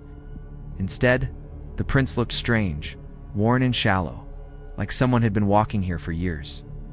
The desert wind should have erased them long ago, yet they remained. I stepped closer to the entrance, shining my flashlight inside the dark tunnel. The beam disappeared quickly into shadow, revealing old wooden beams and a narrow corridor carved straight into the rock. The air that drifted out felt colder than the desert outside. I hesitated, listening. The canyon behind me was silent, except for the faint wind moving across the rocks. The mine looked abandoned, but something about it felt maintained. Just inside the entrance sat an old pickaxe leaning neatly against the wall. Next to it rested a small shovel, its metal edge still clean despite the dust surrounding it. I frowned. No one leaves tools arranged like that in an abandoned place. They had been placed deliberately, almost respectfully. I looked deeper into the tunnel again, wondering if a ranger or researcher had been working here recently. I called out cautiously, "Hello? Anyone here?" My voice echoed into the tunnel, bouncing off the rock walls before fading. No one answered. Still, the quiet arrangement of tools and the clear footprints in the dust suggested someone had been here not long ago. Curiosity overcame hesitation. I stepped inside the mine, my boots crunching softly over gravel as the desert sunlight faded behind me. The tunnel narrowed after the first 20 yards. Wooden beams supported the ceiling, their surfaces darkened with age and mineral stains. My flashlight illuminated rusted rails embedded in the ground, likely once used for small or carts. The air smelled faintly metallic. As I walked deeper, I noticed another tool resting beside the wall, a lantern polished enough to reflect my light. The lantern looked old but strangely well positioned, as though someone had set it there after finishing work. Dust coated the surrounding rocks, yet the lantern itself had only a thin layer. I brushed my finger across it and left a clear streak. My chest tightened slightly. Someone had been touching these objects recently, but I hadn't seen any other vehicles or hikers anywhere near this canyon. I continued forward slowly, sweeping the flashlight across the tunnel walls. Old drill marks dotted the rock, and fragments of ore glittered faintly in the beam. The deeper I went, the colder the air became. My breath began to fog slightly in the narrow passage, and I heard something behind me, a soft scrape, like a boot sliding across loose gravel. I turned quickly, raising the flashlight toward the tunnel entrance. The beam showed nothing except the empty corridor stretching behind me. The tools near the entrance remained exactly where I had seen them earlier. I listened carefully, holding my breath. The mine was silent again. I told myself the sound had probably been loose rocks shifting beneath my own steps. Still uneasy, I moved deeper into the tunnel. The passage widened slightly, revealing a small chamber where several wooden crates sat stacked against the wall. One of the crates had been opened. Inside lay a few rusted metal spikes and an old hammer. What caught my attention, though, was how neatly everything had been arranged, as if someone still used this place regularly. I crouched beside the crate and lifted the hammer carefully. The handle felt smooth from use, not brittle like the decayed tools I expected. I turned it in my hand, puzzled. That was when I heard it again. This time the sound was unmistakable. Footsteps, slow, measured, echoing softly from somewhere deeper in the mine. I froze instantly. The footsteps continued for several seconds before stopping completely. My heart hammered in my chest. I stood and aimed my flashlight deeper into the tunnel ahead. The beam revealed only another corridor branching left and right. No figure, no movement, yet the sound had been clear. Someone, or something, was walking inside the mine. I swallowed and called out again. "Hello?" I didn't know anyone was working here. My voice echoed down the branching tunnels. For a moment there was nothing, and faintly another sound reached me. A single step, then another. The footsteps moved slowly across the rock floor, somewhere beyond the bend. Steady and deliberate, like someone continuing their shift. I stepped cautiously toward the sound, every instinct warning me to leave the mine immediately. The flashlight beam trembled slightly in my hand. As I reached the corner, I noticed something strange in the dust along the floor. Fresh footprints appeared one after another, forming slowly ahead of me, as if invisible boots were pressing into the ground. I stopped dead in the corridor, staring at the dust. Another footprint formed slowly in front of my eyes, the shape of a heavy work boot sinking into the powdery floor. Then another. The footsteps continued deeper into the mine, each one appearing silently, guiding an unseen miner farther into the darkness. My pulse raced as the realization hit me. Someone was still working this mine. I just couldn't see them. I stood frozen in the narrow tunnel, watching the footprints appear one by one in the dust. Each impression formed slowly, pressing downward as if a heavy boot carried real weight. The steps moved away from me, deeper into the mine. My flashlight trembled slightly as I followed them. Every instinct screamed that I should leave immediately, yet curiosity pulled me forward. Somewhere ahead, the unseen miner continued walking with slow, steady purpose. The footprints stopped beside an old cart resting crooked on rusted rails. I lifted my flashlight, expecting to see someone crouched beside it. Instead, the cart rattled faintly on its own. The metal wheels scraped softly against the rail, rolling forward a few inches before settling again. The sound echoed through the tunnel like a distant machine starting up. My pulse hammered as the realization settled in. Something invisible had moved it. I backed away slowly, trying to keep the cart within the beam of my flashlight. The rails stretched deeper into another chamber beyond the bend. Then the footsteps began again. One print after another formed beside the tracks, heading farther into the mine. Whoever, or whatever made them, was still moving with patient determination. It wasn't wandering. It was continuing a job that had never truly ended.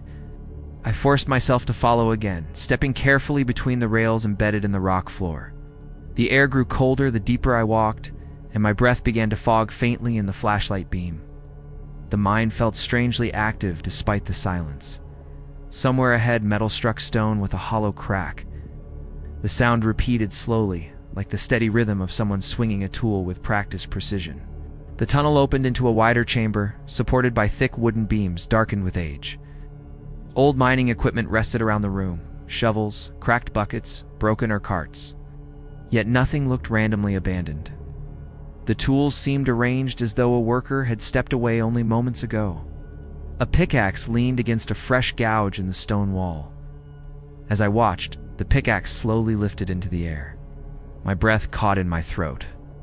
The pickaxe rose as though gripped by invisible hands, swung once, striking the rock wall with a sharp metallic crack. Small fragments of stone scattered across the floor, and it lifted again and struck a second time. The noise echoed violently through the chamber. Whoever worked here could not be seen, yet the deliberate movement left no doubt. I stepped backward slowly, unable to tear my eyes away from the impossible sight. The pickaxe continued its work, rising and falling in a steady rhythm against the rock face. Each swing seemed careful and methodical, the motion of someone who had done this work thousands of times before. Dust floated lazily through the flashlight beam. I realized I was watching a routine that had likely begun decades ago. The pickaxe finally stopped. It lowered gently until the metal tip rested against the floor beside the wall. For a moment, the chamber returned to complete silence. Then another sound reached me from the tunnel behind. Footsteps, slow, heavy, approaching steadily from the corridor I had just walked through. I turned immediately, raising the flashlight toward the darkness. The beam illuminated the empty tunnel, but the footsteps kept coming. One boot after another pressed into the dust, forming fresh prints that moved steadily toward me. My chest tightened as the unseen miner approached the chamber. The prints stopped only a few feet away. The space in front of me felt occupied, as though someone stood there studying the intruder who had wandered into their workplace. The air turned noticeably colder, and a faint scent of damp earth filled the chamber. I gripped the flashlight harder, trying to steady my shaking hands. The empty space before me felt dense with presence. I imagined the shape of a miner standing there, shoulders hunched, clothes heavy with dust from years of work underground. Suddenly, the ore cart behind me rolled again. The metal wheels screeched loudly against the rails as it moved forward by itself. I spun around just in time to see it stop beside the rock wall where the pickaxe had been striking earlier. A moment later, the pickaxe lifted from the ground and settled neatly inside the cart. A long scraping sound echoed through the chamber as the ore cart began moving down the rail. The invisible miner seemed to push it forward, guiding it slowly out of the room. The cart rattled past me, close enough that I could feel a faint rush of cold air brushing my arm. I stumbled backward instinctively to give it space. The cart rolled steadily toward the main tunnel, its wheels grinding against the rails with a hollow rhythm that echoed through the mine. I followed it unwillingly, drawn by the impossible sight. Footprints appeared beside the cart again, forming slowly in the dust as the unseen worker walked beside it. When the cart reached the entrance chamber, it slowed and finally stopped near the tools I had seen earlier. The pickaxe lifted carefully from the cart and rested against the wall beside the shovel. The lantern shifted slightly, tilting toward the tunnel as though marking the end of a long day's work. I didn't stay another second. I ran out of the mine into the bright desert sunlight, gasping for air as the canyon wind hit my face. When I looked back, the entrance sat silent beneath the cliffs. The tools remained neatly arranged beside the opening. To anyone else, the mine would appear abandoned. But I knew the truth. Deep inside that tunnel, the phantom miner was still working his endless shift. Story 7. The Howl of the Chisos. I had camped in the Chisos Mountains before, but never this far from the main trails or this deep into the backcountry.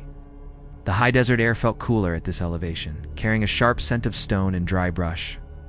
I set my small tent beside a cluster of boulders overlooking a narrow canyon below. The silence here was complete. No humans, no distant vehicles, just the wilderness stretching endlessly in every direction. As darkness settled across the mountains, the temperature dropped quickly, and the air became crisp and biting. I set up a small stove beside the tent and watched the stars slowly appear one by one above the ridgeline. Nights in the Chisos always felt immense, almost overwhelming, and the desert wind whispered softly through scattered shrubs and rocks. Everything felt untouched and eternal, like the mountains themselves were holding their breath, waiting. I had just finished eating when the first sound drifted across the canyon. At first I assumed it was a distant coyote somewhere far below the ridge, but the tone felt wrong. The howl stretched far longer than any coyote call I had ever heard. It rose slowly, climbing higher through the canyon air before dropping into a deep, vibrating rumble that echoed through the rocks and into my chest. The echo faded after a few tense moments, leaving the canyon silent beneath the darkening sky. I waited, straining to hear any further noises. Coyotes were common in Big Bend, but this howl had been different, deeper, heavier, more resonant. I told myself it was probably just the echo bouncing off the cliffs. Still, the sound left a cold knot in my stomach, and the wilderness around me suddenly felt alive in a way I hadn't expected. I crawled into my tent to grab my sleeping bag, but the night was not quiet for long. The howl returned, closer this time, rising and dropping in pitch with a disturbing rhythm. My heart raced as I peered out from the tent flap. The canyon remained dark and empty. No movement disturbed the rocky floor, yet I could feel the vibration of the sound rolling through the ridge beneath my feet. Something was out there. The howl faded once more, leaving silence in its wake. I gripped my flashlight and slowly stepped outside, scanning the rocky ridge around my camp. Shadows stretched long across the desert floor. No animal, no shape of any kind moved in the beam. Only the pale moonlight on the stones and brush. Yet the sense of being watched lingered, heavy and oppressive. The air itself seemed to hum with anticipation, as if something waited. The silence stretched for several minutes, broken only by the soft wind rustling dry desert grass. Then the howl exploded again across the canyon, louder and sharper than before. I flinched at the sheer power of it. The sound seemed to vibrate through the rocks, surrounding my camp from all sides. The ridge itself seemed to shudder under the echo. I instinctively took a step back, gripping my flashlight like a weapon against an unseen threat. I circled the edge of my small campsite, the beam of the flashlight sweeping over jagged rocks and sparse desert brush. If any animal had been near, there should have been footprints, disturbed sand, something, yet the ground was completely undisturbed and the shadows remained unbroken. My pulse raced as I searched every inch, but the canyon below looked calm, empty, lifeless, completely at odds with the violent, echoing howls that had shaken the mountains a moment ago. Then the howl came again, this time seeming to originate from the opposite ridge. I spun toward it, straining to locate the source. The distance made no sense. No coyote, no mountain lion, could have moved that far so quickly. The sound ricocheted violently, bouncing off every ridge and cliff, multiplying itself until it seemed to come from everywhere at once. The mountains themselves seemed alive, resonating with the terrifying call. I crouched low near the ridge, listening carefully. My breath formed faint clouds in the cold desert air. Somewhere out there, in the darkness of the canyon, something large was moving, but without leaving a trace. No rocks shifted, no brush rustled, nothing, only the sound. The canyon seemed to hold its breath as if the landscape itself was an accomplice, echoing and amplifying the presence of whatever was out there in the night. I forced myself to walk a slow circle around the campsite, scanning every rock, crevice, and patch of sand. If a creature had approached, there would be tracks in the dust, disturbed stones, a sign. But the ground remained perfect, untouched. The more I searched, the more impossible it felt. The howls had clearly circled my camp multiple times, yet the desert floor betrayed no evidence of movement. Something was moving that should not have existed. Just as I turned back to the tent, another howl ripped across the canyon, closer than ever. My heart leaped in my chest, and I spun, aiming my flashlight in every direction. The beam barely touched the canyon floor far below the ridge. The canyon looked empty, yet the echo suggested a presence so close it could strike. The wind carried the sound with a terrifying immediacy, as if it was moving with me across the rocks. I scanned the cliffs with the beam, moving slowly, carefully. Over each ledge and crevice, nothing. No glowing eyes, no rustle of fur or brush. Nothing, only rock, shadow, and the infinite desert night. and yet the sound had originated close by, somewhere along the ridge above my camp.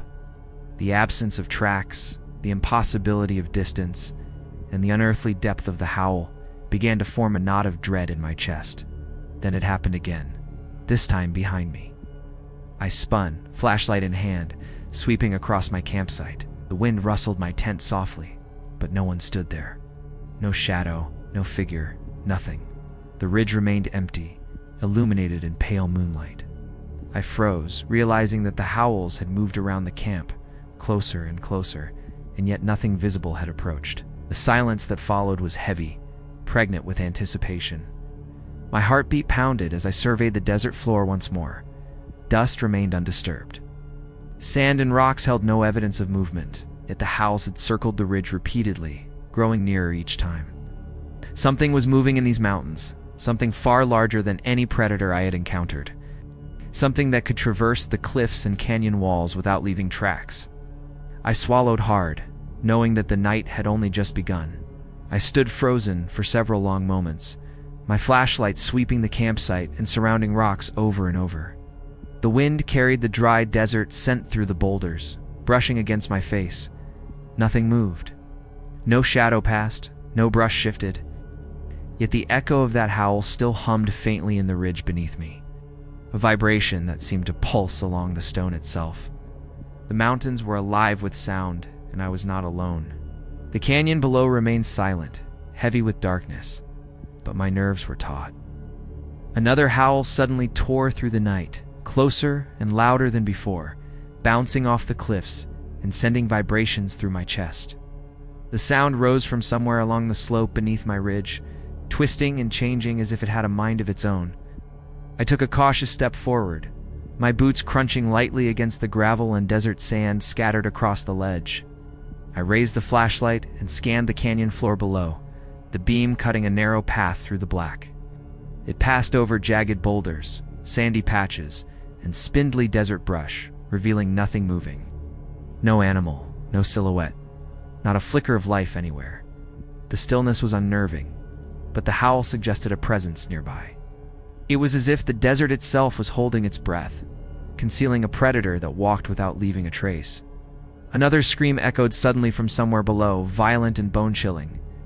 My chest tightened and my instincts screamed to retreat. The canyon amplified the sound in all directions, and it seemed to surround me from every angle. My flashlight trembled slightly in my hand as I focused on the canyon floor, searching for a sign of movement. But the dust and sand were untouched, the rocks unmoved. Whatever had made that noise was impossibly light, impossibly careful. I scanned the ground near the ridge edge again, carefully checking every patch of sand and stone. Any creature moving across this slope should have left footprints or disturbed dust, but everything was perfectly still. The realization pressed in on me. Something large and intelligent was moving along the canyon walls without touching the ground at all, and the echoes of its presence carried through the desert as if the mountains themselves were warning me. A low, uneasy sensation crept through me as I realized how impossible this was. The canyon walls were mostly bare rock, impossible to traverse without effort. Yet the howls continued, moving around my campsite, shifting in location with no observable source. I forced myself to breathe slowly and keep the flashlight steady. The desert was alive with something unearthly tonight, something that had learned to hunt without leaving a trace on the rocks or sand. Then I saw it. A dark shape shifting across a narrow ledge higher on the cliff. It moved slowly, but with terrifying confidence, its silhouette long and low against the stone. I froze, heart racing, as I realized the howls had been coming from that very figure. The creature's steps were precise, deliberate, almost ceremonial as it hugged the cliffside, moving like it had been hunting here for years. The next howl erupted from above, closer to the ridge this time, resonating through the stone beneath my feet. I lifted the flashlight, scanning every ledge, every crevice, every shadow. The shape paused and then moved again, gliding across the jagged rock, as if it were weightless. Each step produced no sound, no dust disturbed, nothing that could betray its presence. It was methodical, patient, and impossibly fast. I focused on its outline. Its body was long, low, and muscular. The moonlight caught the faint edges of its head as it paused on a narrow ledge, looking directly toward my campsite. Then the howl came again, vibrating through the mountains with bone-rattling power. The echo made the cliffs tremble, amplifying the sound in a way that seemed almost supernatural. It was aware of me now, and I could feel it studying my every move. I realized then that the creature was not moving randomly. Every step it took aligned with the position of my tent. My heart hammered as I calculated the impossible distance it had crossed in near silence. The flashlight trembled in my hand as I watched it shift higher, approaching along the jagged ledge with unnerving precision. Each movement was deliberate, predatory, as if it knew exactly how to stalk without ever being seen. Suddenly, it paused again, lifting its head skyward, muzzle stretching toward the black Chisos sky.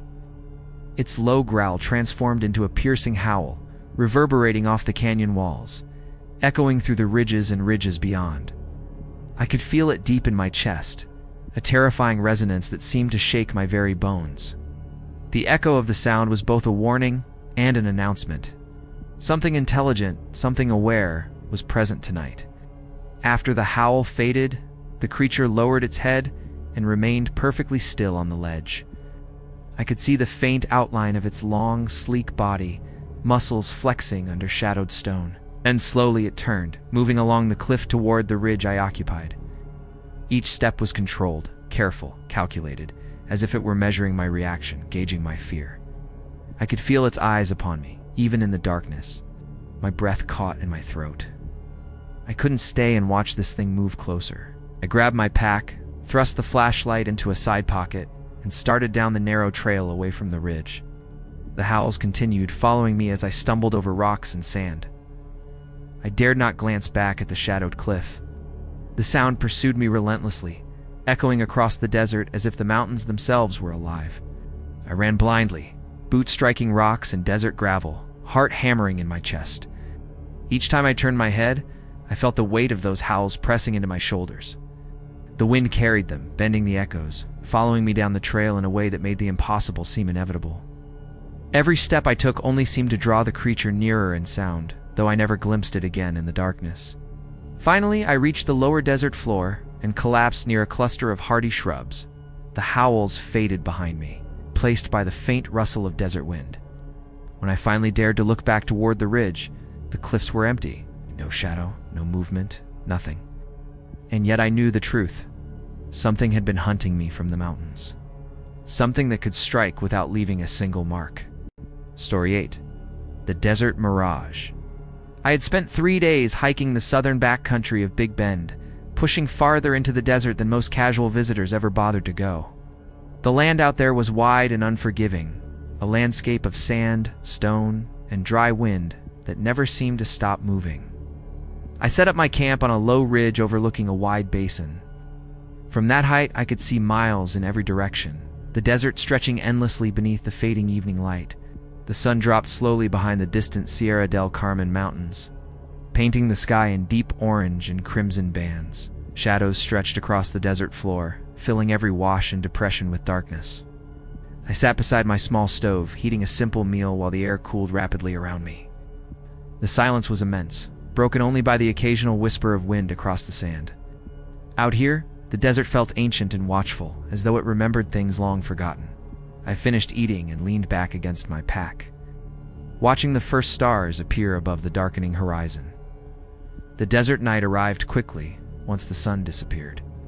Temperatures dropped, and the wind carried a dry chill across the open basin below my camp.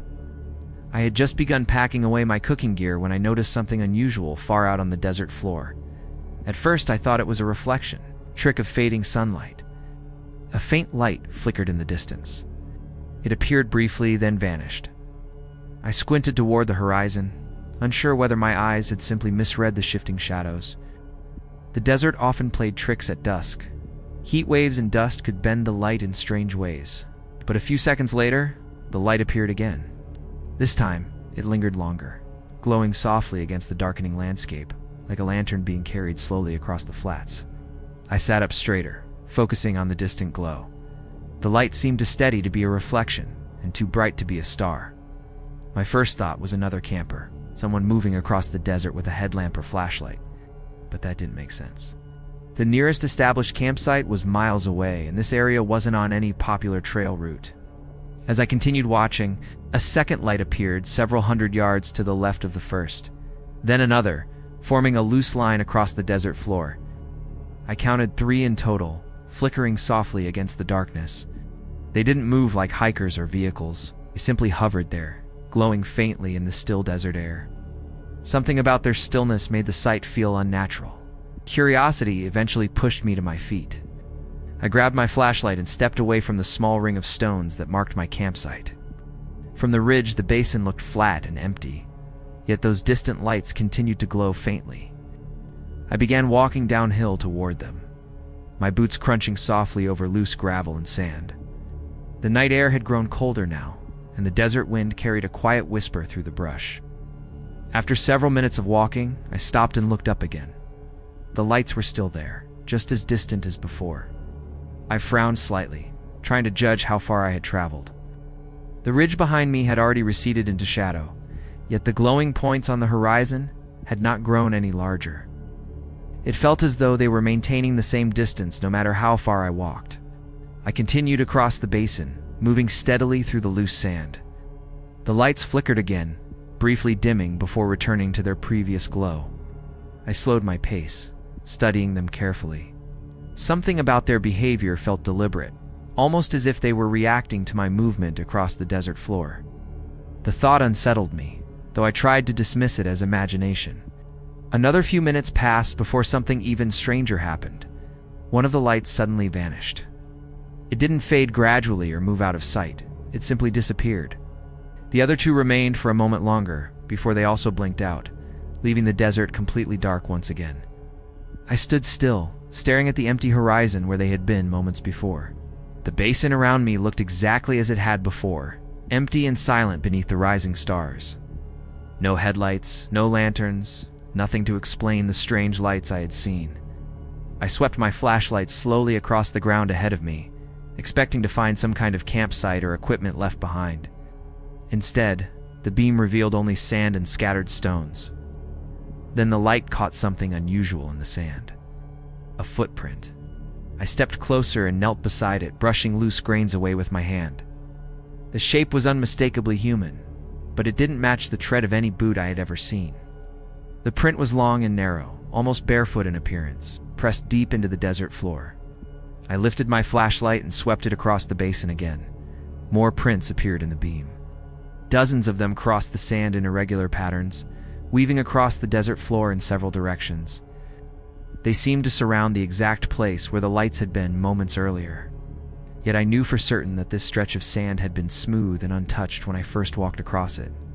A slow chill crawled up my spine as I studied the ground more carefully.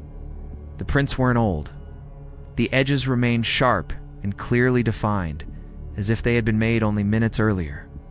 But I had seen no one out here. The basin had been empty the entire time I was walking toward the lights. I stood slowly and turned in a slow circle, scanning the dark desert around me.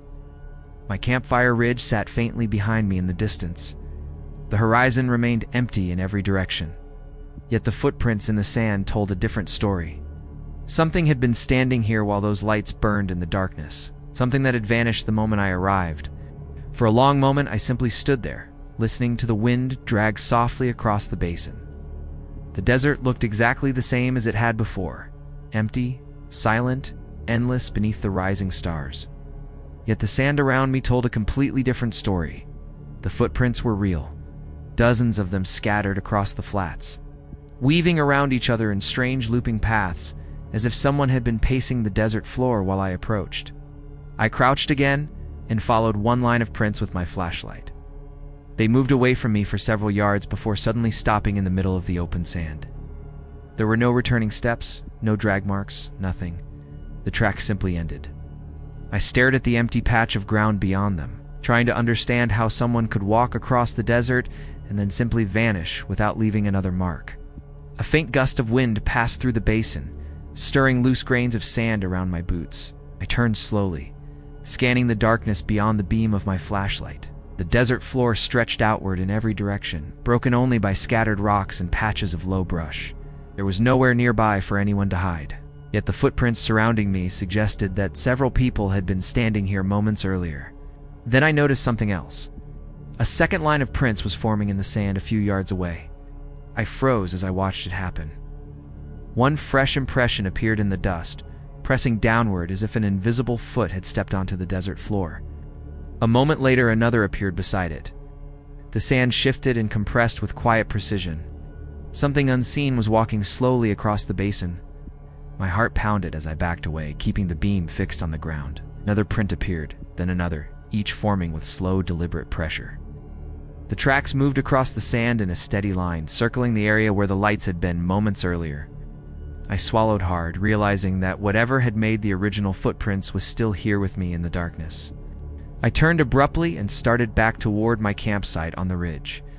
The desert suddenly felt much larger and much darker than before. Behind me, the faint crunch of sand echoed softly through the basin. I stopped and listened. The sound stopped too.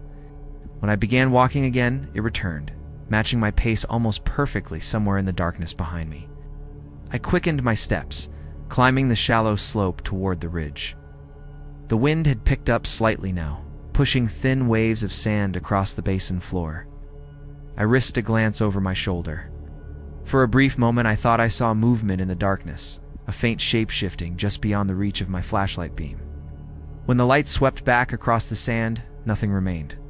Halfway up the ridge, the strange lights appeared again. 3 glowing points flickered across the basin, exactly where they had been before. I stopped abruptly, breathing hard as I stared at them. They hovered silently above the desert floor, unmoving and perfectly spaced. This time they seemed slightly brighter, casting faint halos against the dark landscape. Then the lights began to move, slowly at first, drifting across the basin in a wide arc that curved toward the base of the ridge. My stomach tightened as I realized they were approaching the very place where I stood. I gripped my flashlight and continued climbing, forcing myself not to look back again. When I reached the top of the ridge, I turned and looked down across the basin. The lights had stopped moving. They hovered quietly near the spot where the footprints had formed in the sand. The desert remained otherwise empty, silent beneath the stars. Yet the lights pulsed faintly now, brightening and dimming with a slow rhythm that felt almost deliberate. As I watched, something else appeared beneath them, shapes, dark silhouettes moving slowly across the sand. They were faint and distorted, like figures seen through heat waves rising from the desert floor. I counted 3 of them standing together beneath the lights, their forms wavering and bending in the night air. The figures began to move across the basin, drifting silently through the darkness. They did not walk the way normal people would. Instead, they seemed to glide across the sand, their shapes stretching and collapsing with every movement. The lights followed them closely, hovering just above their heads like silent lanterns guiding their path. I watched in frozen disbelief as the shapes approached the base of the ridge. For a moment, the moonlight illuminated the sand around them, and I saw fresh footprints forming behind each figure. Long, narrow impressions pressed into the desert floor exactly like the tracks I had found earlier. Then the lights suddenly flared brighter, flooding the basin with pale yellow glow. The shapes beneath them twisted violently, stretching into tall, distorted shadows that rippled across the sand. I staggered backward as the air filled with a low humming vibration that seemed to rise straight from the desert itself. Just as suddenly as it began, the lights vanished. The humming faded, leaving the desert completely silent once again. I stood alone on the ridge, staring down at the empty basin. In the pale moonlight, I could still see the footprints scattered across the sand below, dozens of them crossing the flats, but none leading away. Story 9. The Forgotten Springs. I had been hiking alone through the remote canyons of Big Bend National Park for days, searching for off-trail water sources to challenge myself. The desert was harsh, silent, and expansive, and every ridge I climbed revealed more endless rock and sand. When I stumbled across a narrow wash hidden between 2 steep cliffs, the faint sound of trickling water reached my ears. My heart leaped. I hadn't expected a spring this deep in the backcountry. I pushed through the brush and low shrubs lining the wash, the ground uneven beneath my boots. The spring revealed itself in a small clearing, shaded by jagged limestone walls. A pool of clear water bubbled gently from the rocky ground before disappearing into a narrow trickle. The air smelled damp and earthy, a stark contrast to the dry desert dust I had been inhaling for days. I knelt to cup some water, tasting its surprisingly cool freshness. I scanned the clearing, noting the scattered stones and scrub around the spring. At first, it appeared untouched, but then I saw it. A circle of rocks arranged like a fire pit, with blackened ash in the center. The ash appeared old, yet there was a freshness to it, as though it had been disturbed recently. I crouched closer, brushing sand over the ashes. They crumbled into fine powder with barely a touch. I moved cautiously around the clearing, finding another fire ring half hidden by low desert brush, and then another beyond that, partially covered by fallen limestone. At least 5 separate campsites were visible within a narrow area, each ring precisely arranged with scattered stones and debris. Bits of rusted metal, fragments of tin cans, and corroded tools lay forgotten, fused into the sand and dust by time. The clearing felt oddly deliberate, as though someone had used it repeatedly, long ago. The sun began to drop behind the canyon walls, stretching long shadows across the sand. I filled my water bottles, grateful for the spring's hidden bounty, yet something about the place felt off. The campfire rings seemed untouched by recent hikers, but their arrangement felt purposeful, almost ceremonial. I couldn't shake the feeling that this place was meant to be found, yet also meant to be avoided. A whisper of unease ran through me as I looked around. I set up my small tent on a level patch beside the spring, careful to keep the fire rings in sight. The canyon walls rose sharply on all sides, trapping sound and shadow. As the first stars appeared in the sky, I lit a small fire. The crackle and warmth of the flames were comforting at first, but I noticed the wind moving oddly, slipping through the canyon like it carried voices just beyond hearing. The desert night settled quickly, bringing a chill that crept across the clearing. I stared into the darkness beyond the firelight, counting the stars as I tried to focus on something familiar. Then I heard it, a faint murmur drifting through the canyon walls. At first I thought it was the wind moving through rock and brush, but the sound began forming rhythm, patterns that resembled speech. A warning, perhaps, carried through the still air. I froze, straining to catch the words. The whisper repeated itself softly, rising and falling like an unearthly chant. Goosebumps prickled my skin as I realized the sound seemed to circle the clearing, moving from one canyon wall to the other. The desert that had felt peaceful moments ago now pressed close. Every shadow deepened, every noise amplified. I gripped my flashlight tightly, scanning the edges of the canyon floor, expecting someone, or something, to appear. I stepped carefully toward the first fire ring, shining my flashlight over the blackened ash and scattered stones. A faint breeze stirred the dust, carrying the whisper closer to my ears. The voices weren't clear, but urgency laced the sounds. I felt a cold weight in the pit of my stomach. Something had been here recently, or perhaps something had never left. The thought made my pulse jump, and my hands tremble slightly. I crouched beside the second fire ring, inspecting it closely. Faint footprints marred the sand around it, barely visible in the firelight. They were small, delicate, and oddly arranged, as if someone had been pacing or moving in careful patterns. None matched my own boots. The more I studied them, the more impossible it seemed. The canyon was empty, yet someone or something had been here recently, leaving reminders that defied explanation. The whisper returned, closer this time, weaving between the canyon walls. I turned slowly, flashlight sweeping the clearing. Shadows flickered across the rocks, but no figure emerged. I backed up toward my tent, heart pounding. The air felt charged, heavy with anticipation. I could almost feel invisible eyes tracking me, following my movements as I moved across the sand. The hidden spring had become something entirely different, a place alive with unseen presence. I tried to rationalize it, maybe wind patterns, maybe echoes distorted by canyon walls. But then I heard a faint shuffle behind me. I spun, flashlight beam cutting through the dark, but the clearing remained empty. The fire flickered, sending dancing shadows across the rocks. The footprints remained, circling the campfire rings as if freshly made. Something was moving here unseen, yet it wasn't a natural animal. Something else was tracking me. I huddled by the fire, trying to calm my racing thoughts. The whisper grew stronger, layering itself into multiple tones, voices overlapping in urgent murmurs. Words I couldn't understand, but their intent was clear. Warning. My eyes darted to every fire ring. Shadows bent and shifted unnaturally against the canyon walls. The feeling of being watched was overwhelming, as though every grain of sand, every stone, every crevice held a silent observer. I finally gathered the courage to speak. "Who's there?" My voice echoed sharply, bouncing off the canyon walls and returning to me muffled, distorted. Silence followed for a heartbeat. Then the whispers swelled, louder than ever, circling the clearing. Panic rose in my chest. I realized that the voices weren't coming from one place. They were everywhere at once, surrounding me completely. The desert air itself seemed alive with warning. I shivered and pressed my back against a canyon wall, eyes wide, staring across the spring. The firelight illuminated the scattered ashes and footprints, each telling the same story. Someone had been here before me, vanished long ago, yet left remnants that refused to fade.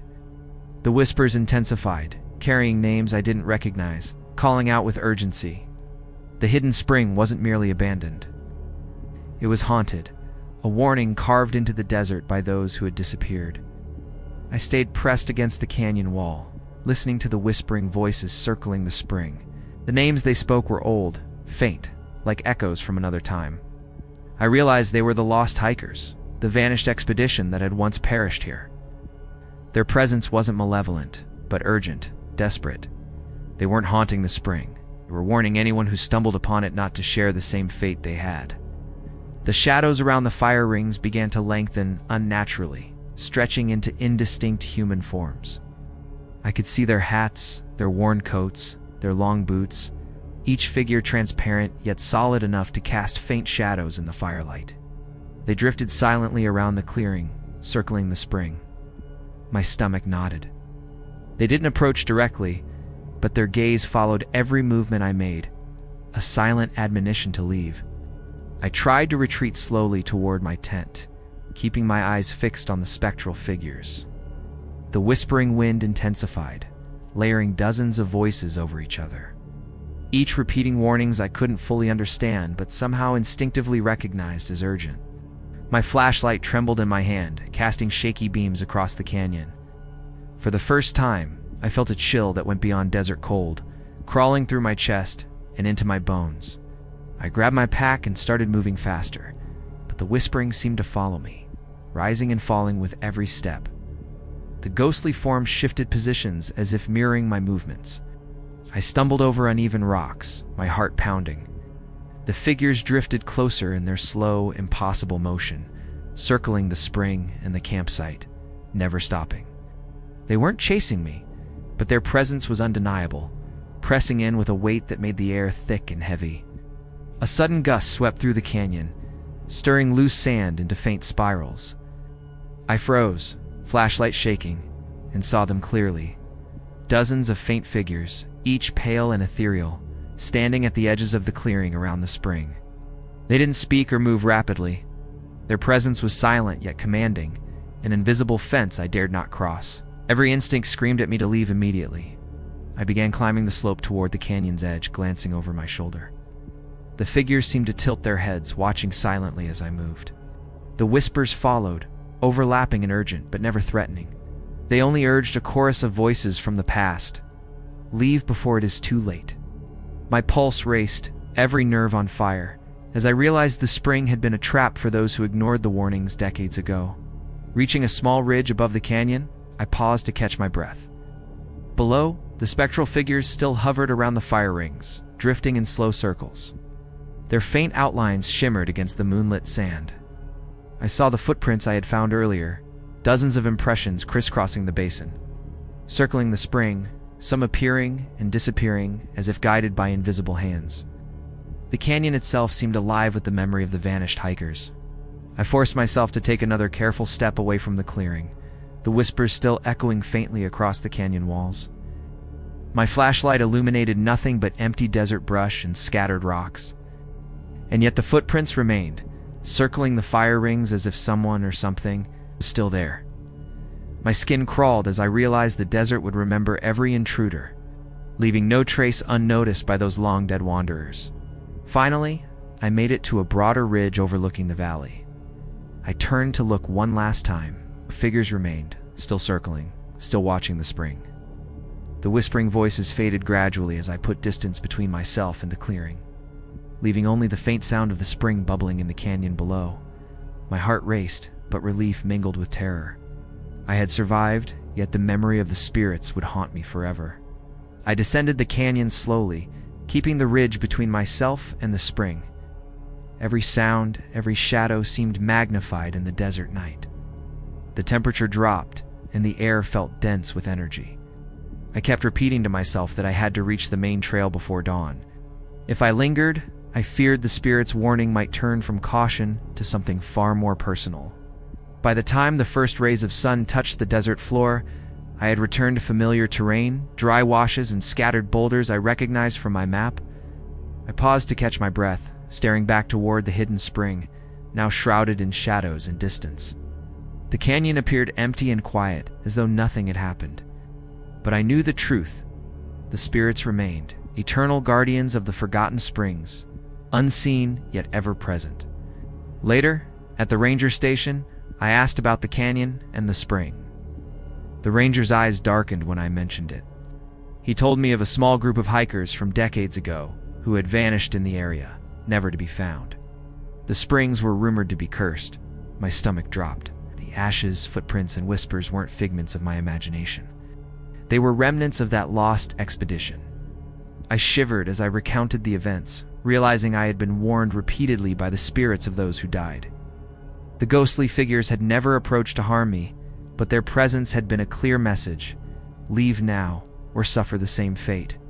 The images of pale, drifting hikers circling the abandoned fire rings burned in my mind, etching a memory I knew I would never forget. I returned to the desert weeks later to hike a safer route. I passed near the spring from a distance, careful not to approach. From the ridge, the canyon appeared peaceful, water sparkling faintly in the sunlight. But I knew better. The whispers, the circling figures, the vanished expedition, they were still there, guarding the spring, waiting silently for anyone foolish enough to enter. The warning remained, eternal and unyielding. Even now, months later, I cannot shake the memory. In my dreams, I hear the wind carrying whispers across canyons I will never see again. I see pale figures drifting through the desert night, circling the abandoned campsites. The forgotten springs remain hidden in the backcountry, a place alive with echoes of those who vanished. And I know beyond doubt the desert never forgets, and those spirits will always protect the secret of the lost expedition. Story 10. The Shadow over Santa Elena. I had hiked Santa Elena Canyon several times before, but today I decided to explore a narrow trail along the riverbank that I hadn't tried. The cliffs loomed above, sun glinting off their sheer walls, casting long shadows across the water. The canyon felt alive with history, silent yet expectant. My boots crunched over loose gravel, the faint echo bouncing off the canyon walls. The air was dry, sharp, and unsettlingly still. The trail wound tight between the cliff face and the river, narrowing until I had to step carefully to avoid slipping into the shallow water. The current murmured quietly beside me. Sunlight faded quickly as the canyon walls curved overhead, creating deep pockets of shadow. I stopped, noticing something odd, a flicker across the cliffs, like a shadow moving faster than it should, slipping unnaturally along the canyon wall, disappearing before I could focus. I shook my head, telling myself it was simply the reflection of leaves, or a trick of the light on the stone. But the feeling of being watched settled over me. I picked up my pace along the path, scanning every ledge and overhang. Shadows stretched long and thin across the canyon floor. For a moment, I could swear one of them shifted independently, separate from the natural fall of sunlight and shade. The trail curved sharply, and I paused to breathe. Leaning against the canyon wall, the cliffs above were massive, sheer, and silent. Then it appeared again, a vast shadow moving impossibly fast across the rock face. My heart jumped. It wasn't a bird, it wasn't falling rock. It had shape, weight, but no distinct form. Every time I tried to track it, it vanished or appeared somewhere else, always staying just out of reach. I began walking faster, glancing up at the cliffs, my nerves prickling. The canyon floor felt smaller now, tighter, as if it were closing in, Shadows pooled beneath boulders and along the river's edge, shifting slightly when I looked directly at them. A faint wind stirred, carrying the scent of wet stone and desert brush. The shadow had disappeared, yet the impression of its movement lingered, a cold pressure in the air around me. I stopped at a small, sandy bank by the river, trying to calm myself. The canyon was eerily quiet, except for the gentle rush of water. Then the shadow returned, larger now, stretching from cliff to cliff, moving in a swift, fluid motion along the rock faces. I froze, unable to move, as it raced across the cliffs and canyon floor with impossible speed, always remaining just out of reach, taunting me silently. My flashlight was useless in the broad daylight, so I relied on the shifting sunlight and shadow to track it. Every time I tried to approach where it had been, it shifted, reappearing several feet ahead, sometimes behind me, always keeping me off balance. My stomach knotted, my pulse racing. The canyon itself seemed complicit, amplifying the movement, echoing the sensation that the shadow was watching, intelligent and deliberate in its motion. I took a cautious step along the riverbank, keeping my eyes locked on the cliffs. The shadow rippled across the canyon walls, stretching unnaturally, distorting the rocks and brush beneath it. I blinked and it was gone. The silence returned, yet every instinct screamed that it hadn't left, only waiting. My fingers clenched around my hiking pole as I tried to reason through the impossible. No wind, no animal, no explanation fit what I had seen. I ventured deeper along the narrow trail, the cliffs rising higher above me, narrowing the sky to a thin strip of blue. The shadow reappeared instantly, streaking across the rock with speed I couldn't track. Panic edged into fear, fear into adrenaline. I could hear my own breathing echoing off the canyon walls. Something about the shadow was predatory, aware, following me, but never directly attacking, simply moving impossibly fast, always just beyond reach. I crouched behind a boulder beside the trail, trying to make sense of what I had witnessed. The shadow stretched across the canyon, gliding over rocks and sand, faster than any human or animal could move. My pulse raced. I wanted to run, yet the narrow path left me exposed. My mind scrambled for logic, for any explanation, a trick of light, a reflection, or some optical illusion, but the intensity of its movement felt tangible, real, alive. The sun began to dip behind the western cliff, lengthening every shadow into monstrous shapes. The shadows seemed to grow larger, more defined, stretching across the canyon floor. I stepped cautiously forward, trying to see it clearly. Each time I focused, the shadow slipped elsewhere, always keeping just out of my reach. The canyon seemed to fold in on itself, trapping me in a narrowing corridor of rock, shadow, and impossibility. I pressed along the cliff edge, river at my left, the narrow trail barely wide enough for one person. The shadow streaked along the canyon like a living thing, always ahead, always in my peripheral vision. My heartbeat pounded in my ears. I realized it wasn't just a play of light, it was an entity, something unknown, with awareness, intelligence, and intent. The realization filled me with cold dread, but also a morbid fascination. The canyon walls amplified the sun's dying light, and the shadow flickered across every surface. For a moment I caught a glimpse of a shape, vaguely humanoid, yet impossibly elongated, moving with silent precision. My flashlight trembled in my hand as the shadows shifted beneath me. I tried to call out, but my voice seemed swallowed by the canyon. I was alone, yet not alone. The shadow watched, played, taunted. I edged along a narrowing ledge above the river, careful not to slip. The shadow surged across the canyon floor, faster than my eyes could track. I turned my head quickly, and it reappeared on the opposite cliff, mirroring my movements. Panic surged through me. It wasn't chasing me, at least not yet, but it was aware, calculating, moving with an unnatural intelligence. My only option was to keep moving forward, hoping to escape its path. Night approached, and the canyon dimmed under a lavender sky. The shadow slowed slightly as darkness stretched over the cliffs, yet its presence remained. I stopped to catch my breath, leaning against the canyon wall, staring down the trail. Its movement was subtle now, but unmistakable. I could feel its gaze following me. The canyon was no longer just a landscape. It was a stage, and I was being hunted by something entirely unknown. The canyon darkened further as the sun sank behind the cliffs. The shadow moved again, faster this time, sliding across the rocks and sand with a fluid, unnatural grace. Every instinct screamed at me to run, but the narrow trail left no easy escape.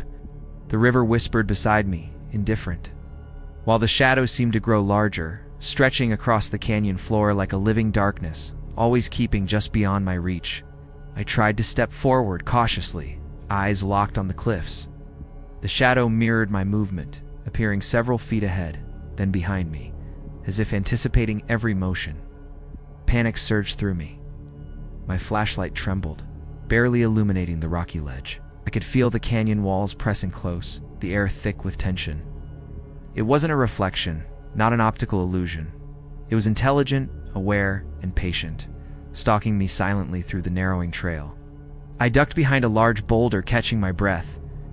The shadow stretched unnaturally across the cliff face above, a monstrous silhouette with no clear form, yet undeniably present. It didn't make a sound, yet its presence weighed heavily in the air. I realized it wasn't attacking yet, but it was studying me, tracking my every movement. The canyon itself seemed complicit, amplifying the terror, reflecting the shadow's impossible speed, keeping it always just out of reach. A sudden gust of wind swirled through the canyon, stirring loose sand and small stones. The shadow flickered across the canyon floor, almost invisible in the dimming light. My pulse hammered in my chest as I stumbled along the narrow trail, careful not to fall into the river. I dared not look directly at it, but every peripheral glance revealed movements swift, impossible, intelligent. Something completely unknown was hunting me, and I had no idea why. I reached a bend in the trail and paused, trying to collect myself. The shadow surged across the canyon like liquid night, faster than my eyes could track, moving impossibly from cliff to cliff. I could feel its presence in my chest, a cold pressure pressing down. It was aware of me in ways I couldn't comprehend, yet it never directly attacked. The canyon had become a maze, and I was the only living piece moving within it. I gripped my hiking pole tightly, using it as a makeshift weapon, though I knew it would accomplish nothing. The shadow shifted again, stretching across the riverbank and cliffs, moving in ways that defied physics. My legs shook as I continued along the trail, scanning every ledge and crevice. The air grew colder with each passing moment. I couldn't escape its gaze. It was everywhere and nowhere at once, a predator without a form, silent and eternal. The last light of day faded, and the canyon plunged into deep twilight. The shadow moved slower now, lingering near the cliffs, circling the canyon floor like a predator assessing its prey. I stumbled, nearly falling into the river, heart pounding, mind racing. The entity seemed to enjoy the chase, letting me move, but never allowing me to feel safe. Every instinct screamed that I had to reach the main trail before night fully swallowed the canyon. I climbed a narrow ridge above the canyon floor, glancing over my shoulder. The shadow stretched along the cliffs, impossible to measure, moving faster than my eyes could comprehend. Panic threatened to consume me. I realized this entity wasn't bound by normal rules. It wasn't natural. My flashlight trembled in my hand as I tried to track it. It wasn't attacking yet, but the tension was unbearable, a constant, heavy presence pressing against the canyon walls. I continued along the ridge, careful not to slip, keeping the river on my left. The shadow reappeared, stretching and flickering across the canyon like liquid darkness. I could feel it observing me, anticipating my steps. My pulse raced as I calculated my next move. The trail narrowed dangerously, and I knew that one misstep could be fatal. The canyon itself seemed alive, echoing the impossible speed and shape-shifting movements of the entity that stalked me. Night fell fully, and the canyon plunged into darkness except for the pale glow of the moon. The shadow grew more defined, a massive, undulating form stretching across cliffs and rocks, moving with an intelligence I couldn't comprehend. I ran cautiously, heart hammering, stumbling over loose stones. The entity followed silently, always just out of reach. Its presence was undeniable, impossible to ignore, yet it never made a sound beyond its terrifying movement. I reached a wider section of the canyon and paused, breath heaving. The shadow pulsed across the cliffs, a dark wave, stretching impossibly long. I realized that it had been toying with me, letting me move, watching my reactions. Fear and adrenaline collided in my chest. The entity wasn't bound by normal rules. It could traverse space in ways that defied logic. I had never encountered anything like it in my life. I scrambled down a slope to reach the main trail leading out of the canyon. Behind me, the shadow hovered near the cliffs, moving in flashes, impossible to track fully. I dared not look directly at it anymore. Every instinct screamed that I had survived this encounter by the smallest margin. The canyon returned to its natural silent state as if nothing had happened, but I knew the truth. Something immense, intelligent, and unknown had been there.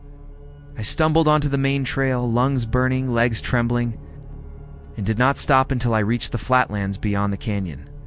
I turned once, catching a glimpse of the shadow receding into the cliffs, dissolving into the night. The river glimmered peacefully, the canyon silent and indifferent, yet I knew what I had witnessed was real, and the entity had watched me all along. I had survived, but the experience would never leave me. Later, I recounted the events to a park ranger, carefully describing the enormous shadow, its impossible movements, and the canyon's oppressive atmosphere. The ranger's expression darkened. He told me of local legends, travelers reporting strange, enormous shapes in the canyon that moved with uncanny speed, always eluding pursuit. No one could explain it. I realized that the canyon had its secret guardian, an entity beyond comprehension, a shadow that existed outside normal reality. Even now, months later, I can recall the chilling motion of that shadow across Santa Elena Canyon. Its presence defies logic, yet it is undeniable. The canyon is alive with its memory, a predator without form, a watcher beyond reach. I survived, but the experience left a permanent scar on my perception. Some places I understand now are not meant for humans. And Santa Elena hides a shadow that will forever remain beyond reach.